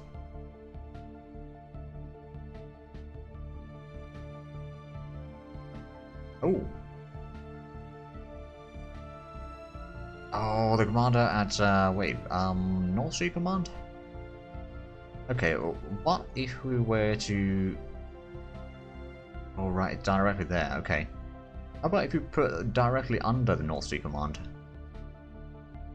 It would mean that it would be there. Okay, it's a bit odd location, but that might remove the need for the extra promotion there. Oh, and we got the first gunpowder storage. Research, excellent. I wonder, with that in mind, the Rollers does have the rate 2 over here. Okay, so let's have a look at the power plants. That rate 2 can be obsoleted, and we can replace that with a new one. That gives us a bit more extra room. About, what, 12.5 tons maybe? Technically says 13, but I don't think it's going to be quite that. Now here's the thing, do we put in more range for the ship? Or do we put more MSP in there? I mean, I suppose it does still have Major's life of over 8 years, that's more than enough. I'll also put in more fuel there. A small one. And I suppose we can put in 2 fighter fuel storages. There we go, so that's 67.1 billion kilometers. So again, 258 days at full power. Could be a lot worse. Right, so, oh yeah, that's pretty close to 100 hull size there, which is to be expected. Actually, is there something to show the size in tons, or is the exact size gonna be in... No, that was in... Yeah, no, that was in BB6, the old version. Not in this one. I think, anyway. Oh, and we completed the infrastructure in Plymouth. Let's have a look. How... We've got 27 million population there. That's not really too bad, but at the same time, I don't think we need to produce more infrastructure right now. What I do think, though, we should definitely get more... Well, we're not getting a construction factory there right now. We could probably get one. We could. Put that on 20%. For the time being. I mean, we can probably switch that around a little bit later on, but we'll start with that. We'll get the mines completed first. Gonna take us to 30 mines total, which is not too bad, I suppose. There's a lot of uranium in here. I suppose we're mining quite a bit of it. Now I guess the ship hasn't been... Oh! Just over completed. In Bay of Biscay. Okay, well that one didn't find anything else. Look, how many places are there still? Bay of Biscay, is there anything new? There's nothing in there. Let's have a look at the other places. Oh right, we can actually have the survey sites open here. Right, so Bay of Biscay, the closest one would be then the Channel. And there is at least one with good chance of finding new resources.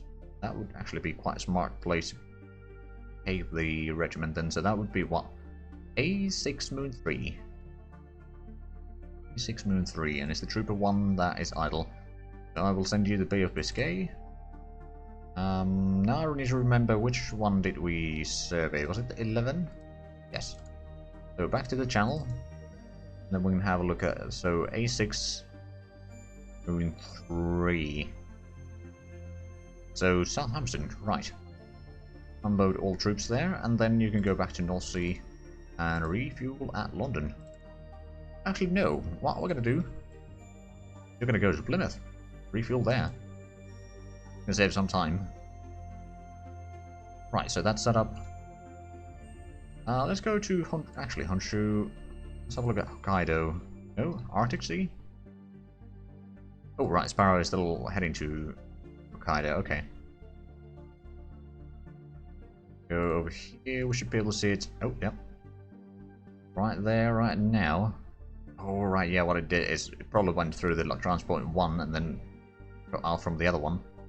I know that that's not how the crown points works in real life, but they work in that way in here. Kyushu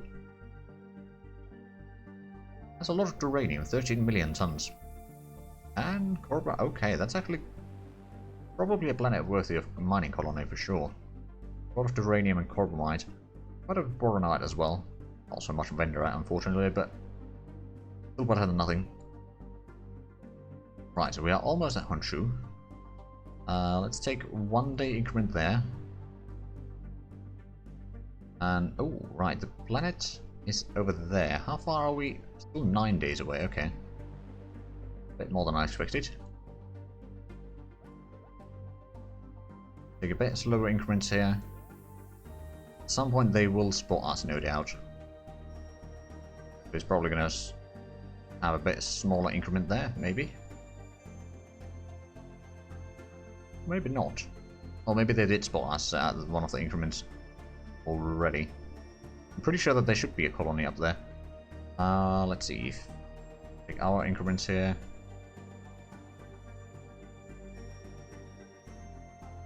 Oh, right, it's going to be... There we go. We spotted that. And now we should be able to get some progress on their communication. They are refusing to exchange information. Okay. Ooh, new scientist construction production research bonus 20%. Oh, that's not too bad. Let's have a look. So that is that better than what we have researching right now? Nope. It's slightly worse, but not really that much. There's a good secondary. It is a good secondary.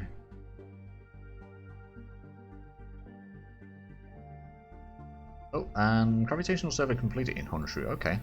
There's 4 jump points. That's actually quite a bit.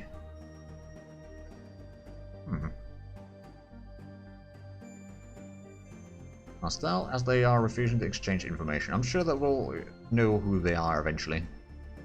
Although it might be practically impossible to figure out who they are. But clearly they do not like us. The question is, are they going to send in a ship to destroy the Diplo ship or not? Because there might be a ship around here somewhere waiting to send in a rain of missiles. If they do, then we're pretty much screwed.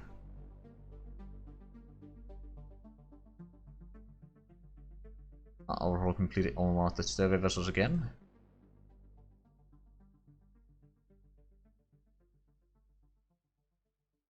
Research completed on the rate 5 Canvarosaurus. Let's actually have a look. So what is our Diplo rating against them is 0. I have a feeling that they don't like us too much. We shall see, I suppose. I mean, that is actually some information that I could technically dig up from the database. Right, but let's have a look at the components in here. We can probably obsolete that one. Let's actually have a look. How much of a... Right, so it's 12.5 tons saved. And then the spikes should probably get the... Oh, right, that's actually the rate 10. I wonder, is there a big difference between those two? It's a... Technically, 2 rate 5s of the newer one are smaller than 1 rate 10 of the old one. That's actually quite interesting. But no, we're not going to replace that then. Where's the rate 5s on... Oh, wait, no, the Ethan does use one of them, right? No. Not.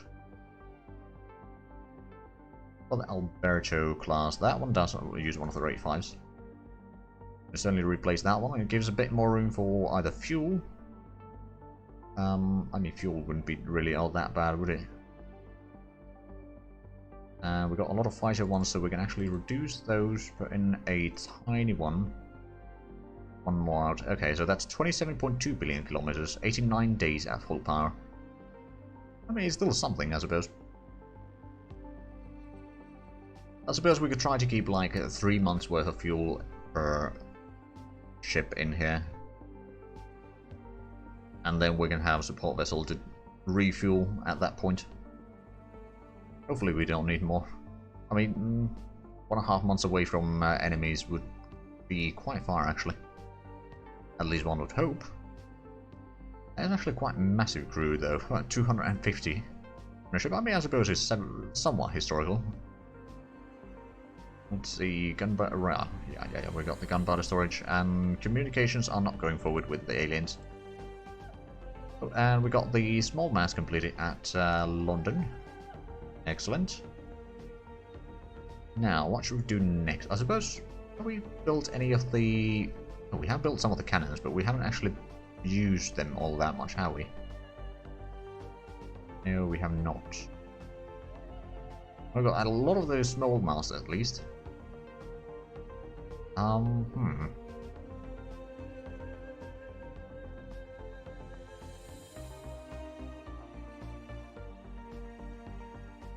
Anything that we need desperately right now? I mean, other than everything and nothing. Same time. Our favorite Sorium there has the fuel reserves. Ooh. Oh. Right. Okay, let's build some refineries.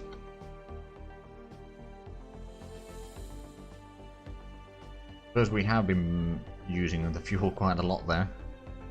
I suppose we can start refueling Plymouth now. I mean, we've got 8 million litres there.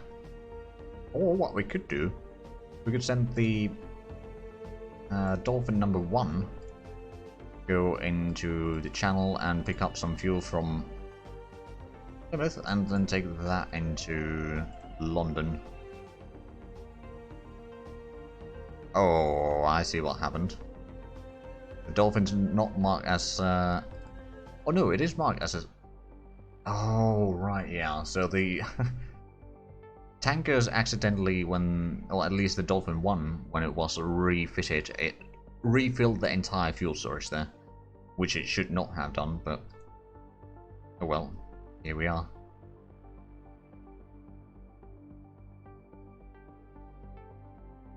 Wait, no, did I? Oh, I see what's going on. I gave the order, but you don't actually need to go there. Just remove all, go to London, transfer fuel to Colony. There we go, that's going to save us a bit of time. And another overhaul completed.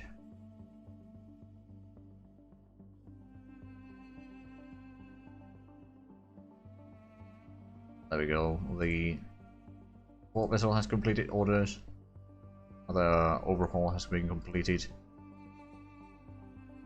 Let's contract another freighter. I'm guessing we don't have any information from these yet.